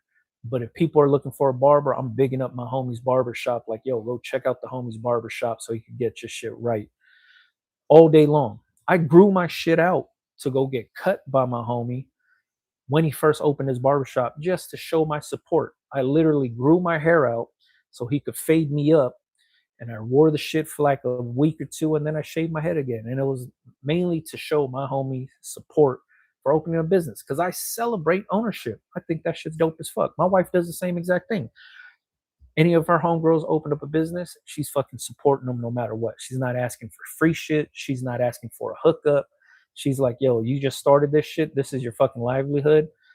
I support you. You know what I mean? So for me, I don't expect all my friends to support me like that. But at the same exact time, that does more for the business than anything else. You know what I mean? It's just like, helping out your homie. That's an easy call. My brother-in-law opened up a restaurant. I don't even eat healthy food, but he opened up a healthy food restaurant. I'm up in that bitch eating food. You know what I mean? Like same exact thing goes for like anything that my homies are into. My homies do tattoos. Fucking my homies tattooed me up. You know what I mean? That's how the shit works. That's how I feel like it should work. Not everybody has to feel that way or think like that, but for me, I always think like, all right, if you're gonna be doing, if you're starting a business, like I said, I celebrate ownership. I know what it takes to start a business or own a business, so I'm gonna fucking do my best to help you succeed in this thing as best as possible. You know what I mean? Do you feel like Bayside AST sportswear products? Oh, do you like them? I don't know too much about Bayside or AST. I like that they are all made in the USA and family business right in LA. Are they good? I got to buy starting shirts to learn on. We have an EIN number. Oh, we have the EIN number that's needed. I don't know nothing about Bayside or AST. I mainly use AS Color nowadays for all my shit. So I've never used Bayside. I've been in their booth at trade shows. I've just never like bought the blanks to print on or anything like that.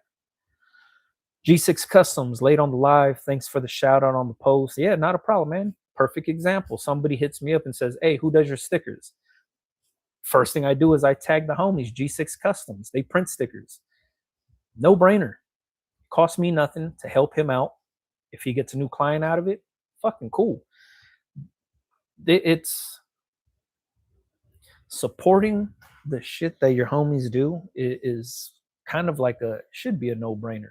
Instead of asking somebody to hook you up with some free shit, or you find out that your homie is a plumber, be like, yo, come after when you get off of work, come to my house, unclog my toilet for me for free because you're my homie. Hell no. If I'm asking the homie to come over after he gets off of work to do some shit, I'm gonna pay him extra for doing the shit because now I'm taking away time of him and his family and his kids and his wife. I'm paying him extra to come over after he gets off of work to unclog my fucking drains or my toilet or whatever the fuck it is. I'm never gonna ask the homie for a hookup for nothing because this is somebody's livelihood. You know what I mean? I'm asking them to do some free shit for me for what? Just for being their friend? Hell no. AS Color is dope, but do they still require minimums? Last I recall, they wanted you to buy like 100 or 200 units per month. I don't know what the minimums are. It's been a while since I created my account.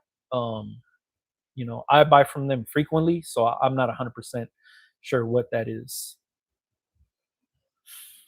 I know they do require like a certain amount to be spent a month to keep your account active. Excuse me. Blueprint Tattoo Studio. It's priceless. We always support all of our fellow Brando followers. Hell yeah, appreciate that. It's like the other homies that are up there in Santa Cruz, never scared. Nico and them are dope as fuck. Uh, they make dope ass clothes. They do dope ass drops. They're all the way up in Northern California.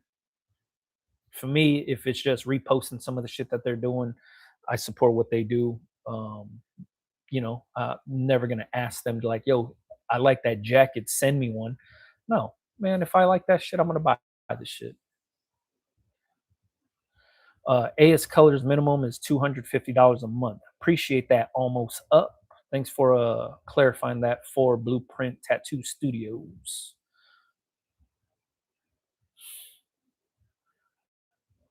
I saw AS Color blanks on Blank Style. They have the 5001.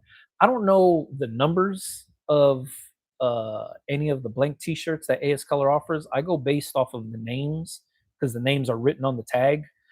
So, like, if I'm looking for the staple shirt, I just look for staple. I don't look for the model number.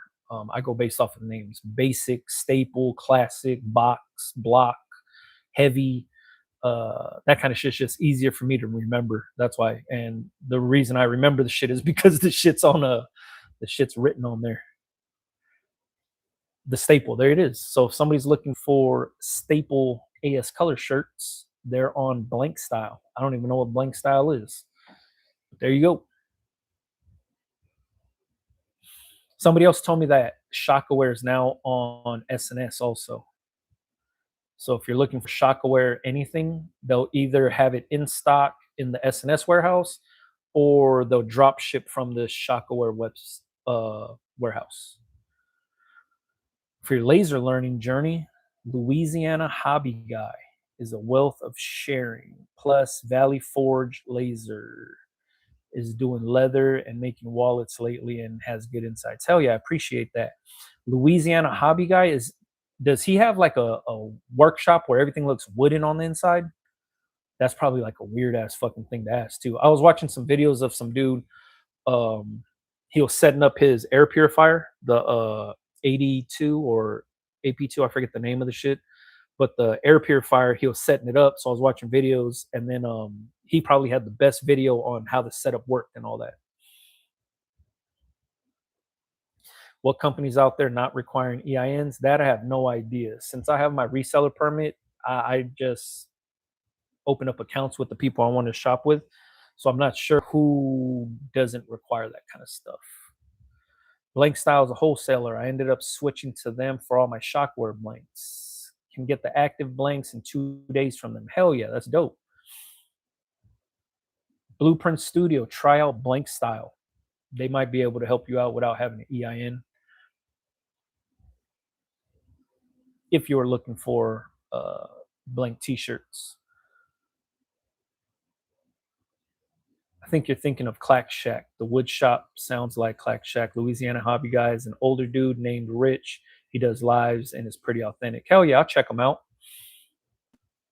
I'll give it a go. I'm going to write that down right now. That way I can watch me some laser content. You know what I mean?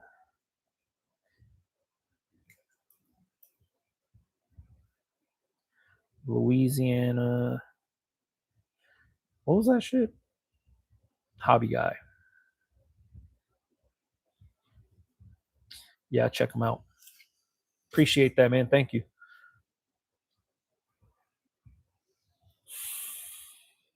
Alive Pixel Creations has some good fiber and F2 content. Hell yeah, thanks.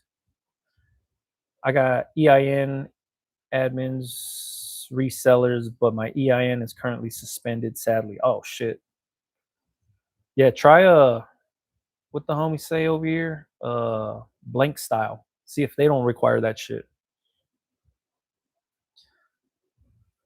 Live Pixel Creation. Hell yeah. Appreciate that. I'm gonna be on this fucking laser content creation watch party, boy. Hell yeah. All right, man. Who else got questions? We got hour 47 minutes on this thing. Let's see if we can run a full 2 hours. If you got questions, man, shoot them things out. If not, like I said, ebook Friday, content creation, mainly made for people that want to get new customers, get new clients for their t-shirt businesses. This also works for all businesses, whether you're selling products or services. Doesn't matter what your business is, but it teaches you how to create the content that I make. Not YouTube videos. I'm talking short form content, the shit you see me do on TikTok and on Instagram Reels and Facebook Reels. And what's the other one? YouTube Shorts, anything vertical, short form content. I did a whole ebook and video series, just basically how to do the shit that way. We was also talking about doing, if I launch it on Friday, everybody that catches it throughout the weekend, maybe we'll cut it off on Sunday, will be entered in to a live drawing on catching a one-on-one session with me, like we did with the previous ebooks. When I did the first ebooks, like fucking 10 years ago, I think it was, I don't know, or 7 years. No, it's probably like 9 years ago when I launched the first ebooks. It came with the 30-minute one-on-one Skype session, FaceTime. Now we got Zoom. Everybody that purchases the book throughout the weekend from Friday to Sunday, we'll cut it off Sunday night. Will be entered into a drawing to the winner. Probably will get a 30-minute one-on-one session. We could go over your content. We could go over fucking your business. We could create strategies for you. We could do all kind of shit, whatever you want to use that 30 minutes for. Basically it. That to me is probably going to be the easiest way of getting it done. Maybe I'll pick two winners. I don't know. We'll see. Ebook's going to be on bigbrando.com. On Instagram, just follow me on Instagram. I'm going to post all the updates, the links for it. Everything will be on Instagram for you leading up to Friday. And then Friday when it drops, you can pick it up. But yeah, it's basically made for anybody that wanted to learn exactly how I sell t-shirts, especially my West Side shirt, the donut shirt are perfect examples of that. I show that whole process on how I did it. You guys heard it, but I show it fucking play by play, how to shoot the content, where to position the cameras, how to do it. the formula to all of my short form content is in this ebook. Everything from how I post it, when I post it, the different things I do on different social medias, how I edit the video on CapCut. I showed the step by step on how I trim down all my clips to get it into a minute video and then make it be as impactful as possible to generate sales.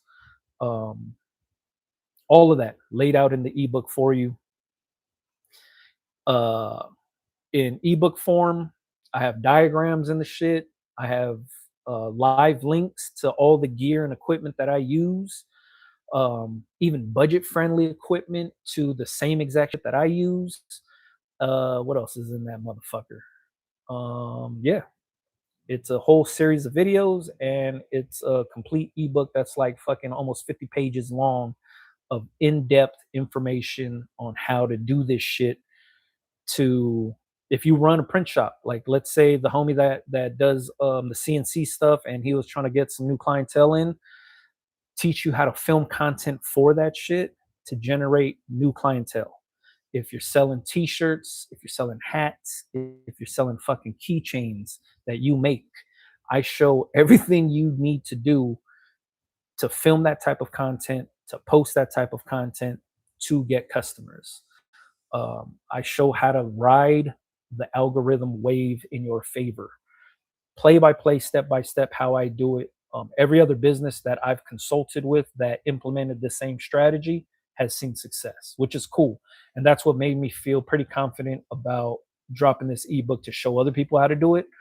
Um, so then that way it makes sense and uh, the formula works basically. It's not a get rich quick scheme. It's not fucking anything like that. It's you have to put the work in.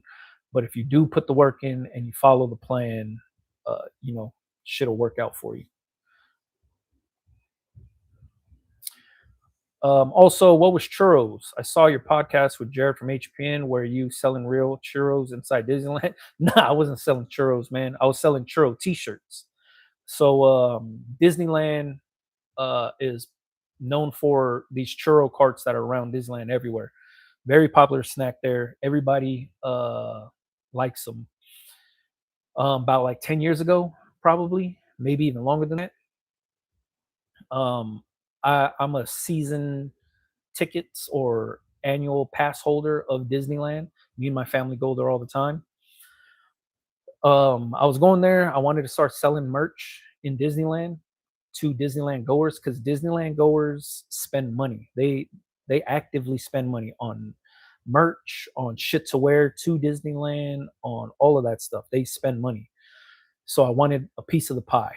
So what I started doing was I made my own churro t-shirts to sell inside of Disneyland. So what I was doing was I created a design that just says "In Love and Memory." It's a basically play on a rest in peace t-shirt, and it just says "In love and memory of all the churros I'm about to eat," and then it has the praying hands with a churro on the front left chest print. I wore it to Disneyland one day. I took some pictures in it eating churros. My wife took some pictures of the back of the shirt, front of the shirt. And as I was walking through the Disneyland park, people were stopping me and saying, "Hey, that's a cool shirt. That's a funny shirt. Where'd you get that from?" Blah blah blah. And then my wife ended up posting it into one of the Disneyland Facebook groups where like people share, how long certain rides are and what rides are down and what the new food is at Disneyland. They just share Disneyland information. She posted it in there and just said, "Oh, eating churros in Disneyland, picture of the shirt." And then the shit blew up. Boom. So what I ended up doing was I used to just do all this crazy shit where my son used to be in a stroller back then. I would load the bottom of the stroller up with t-shirts and then wheel it in there. And then when people would be like, "Yo, where'd you get that shirt from?" I'm like, "What size you need? I got them right here." And I was selling them inside of Disneyland. And we've made a shitload of money selling those t-shirts. It was on all the Disney groups. People were reposting the shit and it just blew up like crazy. And for like a year straight, I was just making churro shirts. That's mainly what I was heat pressing was churro shirts. I was using FM Expressions, vintage formula transfers at the time, screen printed transfers, and I was printing them on all style 1701 t-shirts. And then I just kept fucking utilizing those Facebook groups. So what I would do is they didn't like people selling on there. They didn't want people to like post links and solicit. So what I would do is I would tell the Facebook group owner, the admin, I'd be like, yo, I'm gonna do a free giveaway inside of Disneyland for your group only. So if anybody from your Facebook group sees me in Disneyland on this day, I'll give them a free shirt while supplies last. This allowed me to promote the shirt inside their Facebook group because that was the main reason I was doing the free giveaway. I would only give away one free t-shirt. So when people would come up to me and be like, "Yo, I found you. Can I get the free shirt?" I'm like, "Oh, I already gave it away. I'm all out. But here's a business card." And my business card was a sticker. Like, but you could buy one here. They already wanted the shirt, so they would end up just buying it from me. So the marketing strategy there was utilizing the Facebook groups sneakily by letting me promote my T-shirt in their Facebook group when they had a strict no promoting anything, any business rule in those groups. They'll kick you out for like promoting stuff and posting links. But since I would tell the admin, hey, I want to give your guys a free shirt if they find me in Disneyland, they allowed me to promote my t-shirt. So it'd be a post of my dumbass and be like, yo, find me in Disneyland wearing this shirt. Here's me promoting my churro shirt. If you find me while supplies last, I'll give you one for free. Me and my wife would cruise around Disneyland, drink a couple beers. People would start running up to me like, "Yo, I found you. I seen this shit on Facebook." I'd give one T-shirt away for free, and then I'd probably sell like 16 shirts that day. So we just kept doing that. Like that was the racket. I was just fucking killing shit at the same exact time. Then I started dropping other churro shirts where I would do like I would take like a character's hand, just their arm, that has a notable arm holding a churro. And then I made these shirts called Churro Wrecking Crew. Then people would like buy those and be like, oh shit, that's my favorite character. Like Buzz Lightyear. I'm not using Buzz Lightyear, but it's just his hand holding a churro cartoon version. And then people started buying that shit. And then, yeah, it just kept spiraling up until the pandemic is when it stopped. Pandemic, Disneyland shut down. And then I was no longer going to Disneyland. So since I was selling them to Disneyland goers, I just stopped the churro stuff altogether. But it made a big splash because at the time, there's a lot of people getting into heat pressing at that time when this happened, and there's people that were trying to like recreate my shirt, the 11 Memory shirt, and sell them. And the Heat Press Nation Facebook group was one place where somebody had posted a bootleg version of my shirt, and then I would just be like, "Oh, motherfucker, like you stole shit," and people were like bashing, like, "Yo, you stole that from Big Brando." And then we're shutting down businesses left and right because they knew who made the original uh, churro shirt.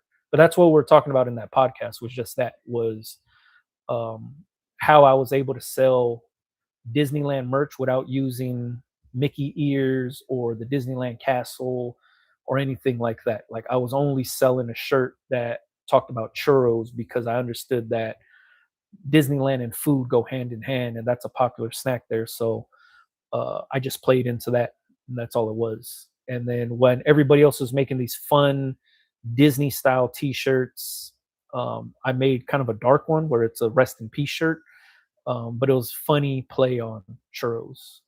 But that's what it was. And yeah, I started a brand off of it. I called it the Churro Squad, and the way I started selling the shit through Instagram was back then reposting was a big deal.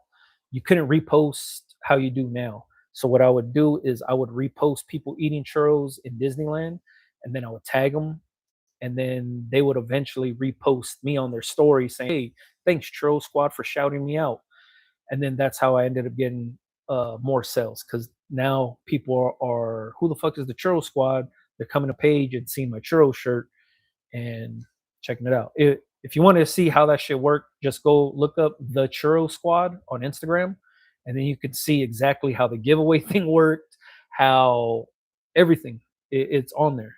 How I was marketing the shit, how I was using reposting other people's shit on there, people buying the shirts, people wearing the shirts in Disneyland, all that's on there. It's just look up the Churro Squad on Instagram. It's probably from like 2017 or something like that. But yeah, go check that out if you want to see it. And then if you wanted to hear in depth how that marketing strategy worked, I have a playlist. It's called Printing Money. That whole playlist, Printing Money, is about the churro shirt. It's just uh, how it worked, how the marketing worked, how I played into those Facebook groups, how I did all of that shit is basically uh, on there. Even some of the marketing strategy that didn't work for me, I put on there. But that series was called Printing Money. If you were starting from scratch with the knowledge you have today, what's one thing you felt you overlooked that you should have put more focus on starting out your brand? Easy call, knowing my customers. That's something that I preach till I'm blue in the face to anybody that's getting into t-shirts. Know your customers. Know your customers. The reason why you have to know your customers, it makes the design process easier. It makes the marketing easier. It also helps you see way more wins than losses when you know who you're selling to. I used to overlook it all the time. But then, around like 20, I would say around 2011, 2012 is when I really started to understand customer base, target audience, and stuff like that. And then now I just always implement that into anything that I do. If I'm selling something, I know who exactly I'm going to sell it to. So then that way I see more success. There's been a bunch of times where I dropped products blindly and then tried to find my target audience after I already released the stuff. Way too hard to do. So now I find the audience first. I design something specifically for that audience. And then I see way more profits, way more transactions early on every release now because I'm basically making something for somebody with intent. And that's something I never used to do. Early 2000s, late 90s, I never used to do that. I was designing stuff that I thought was cool, and then I was trying to find the customers for it after. Do it backwards. Find the customer first, then make the product, and then you know exactly who you're going to market it to. Case in point, churro shirts. I knew exactly who I wanted to sell that to. I knew exactly who to design it for and how I was going to get it in front of their faces before I even launched the shit. Like, I wore the test shirt to Disneyland to see if people would be interested. And from there, I fucking opened up Shopify, put that shit on my store, and just started making sales right then and there. It's just knowing who you're going to sell things to will make the design process for you way easier because now you could design something specifically for them and then you market it straight to them. And then all you're doing is feeding that group of people over and over and over a bunch of things that they already would be interested in, and it makes the sale easier. So if I were to go back now, that's probably what I do is really pay attention to my customer base first instead of just making shit that I thought was cool. Guerrilla churro marketing. Hell yeah, that's exactly how that shit worked out, man. That's how it worked out. Do you use Vivid Drip? What's a good ink removal setting? No, I don't know what Vivid Drip is. Sorry, I don't use that. Are you still on the fence about Printing United? Thinking about hosting a meet and greet? Yeah, I'm still on the fence because I got a lot of travel coming up in September, so I'm not 100% sure I'm going to be able to go yet. The riches are in the niches. Yeah, that's for sure. That's really for sure. What's the most you ever made in a year selling shirts? Oh, I cleared six figures easily with t-shirts, man. I cleared six figures with one t-shirt design, with one colorway, one t-shirt design. Vivid Rip, I think is Racoma Luminaire Software 560 toner printer. Oh, I got you. No, I use I don't even know what iColors Rip software is called. That's the one that I use.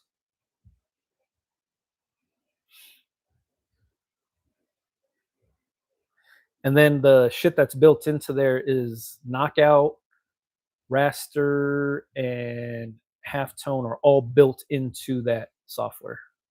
ProRip, that's what it is. That's the one I use. Sorry, I looked at that fast and just saw Vivid Drip, and I was like, oh fuck, I don't know what that shit is. But yeah, that's the one that I use. I use Pro Rip from iColor with my white toner printer. And they have a thing on there called I think it's just called Knockout. It's a drop down on there. You click that, and then you put the color that you want to knock out, and then it removes, like, say you pick black, and it just removes all the black.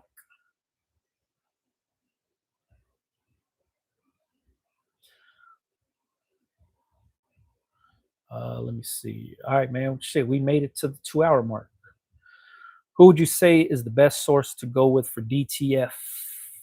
DTFs that feel like silk screen and also embroidered patches for heat press. Patches, you could get those from Deco Press, DECO Press. You could also get them from, I think Transfer Express offers patches now too. As for DTF, I would always go with Super DTF.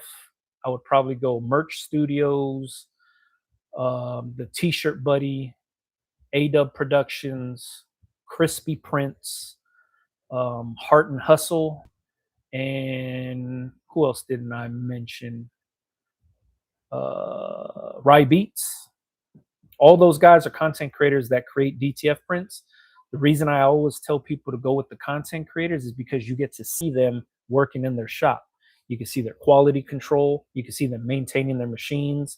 You can see everything behind the scenes. The big print shops, you don't get a chance to see that kind of shit. But I like to see the people actually doing the fucking work. So if the T-Shirt Buddy is making videos of him doing a big ass fucking run, or Mike T's from Crispy Prince is showing him doing a big ass run, you get a chance to like see what's going on. You could see what the shop looks like, what the workspace looks like, how clean it is, how they package up your order. Merch Studios, another good person to see exactly how your order is being handled. That's dope to me. You know what I mean? I think that there's a lot of value in that. So that's why I always say those dudes for the DTF shit, solid as fuck. Let me see. Appreciate you so much, man. Didn't know you do lives every Tuesday. We'll be around for it whenever possible. Have a blessed week. See you soon, Big B. Black Seat. Appreciate everything. Thanks for jumping onto this live and finding me, man. Blueprint Tattoo Studio. Appreciate it, man. Thank you guys for jumping on and rocking with me Tuesdays, 7 p.m. Pacific Standard Time. Don't forget, Friday, ebook dropping if you're interested in learning how to create content for your business, to make sales, to get new customers, get new clients. This is for you. All right. Catch you guys later, man. Peace.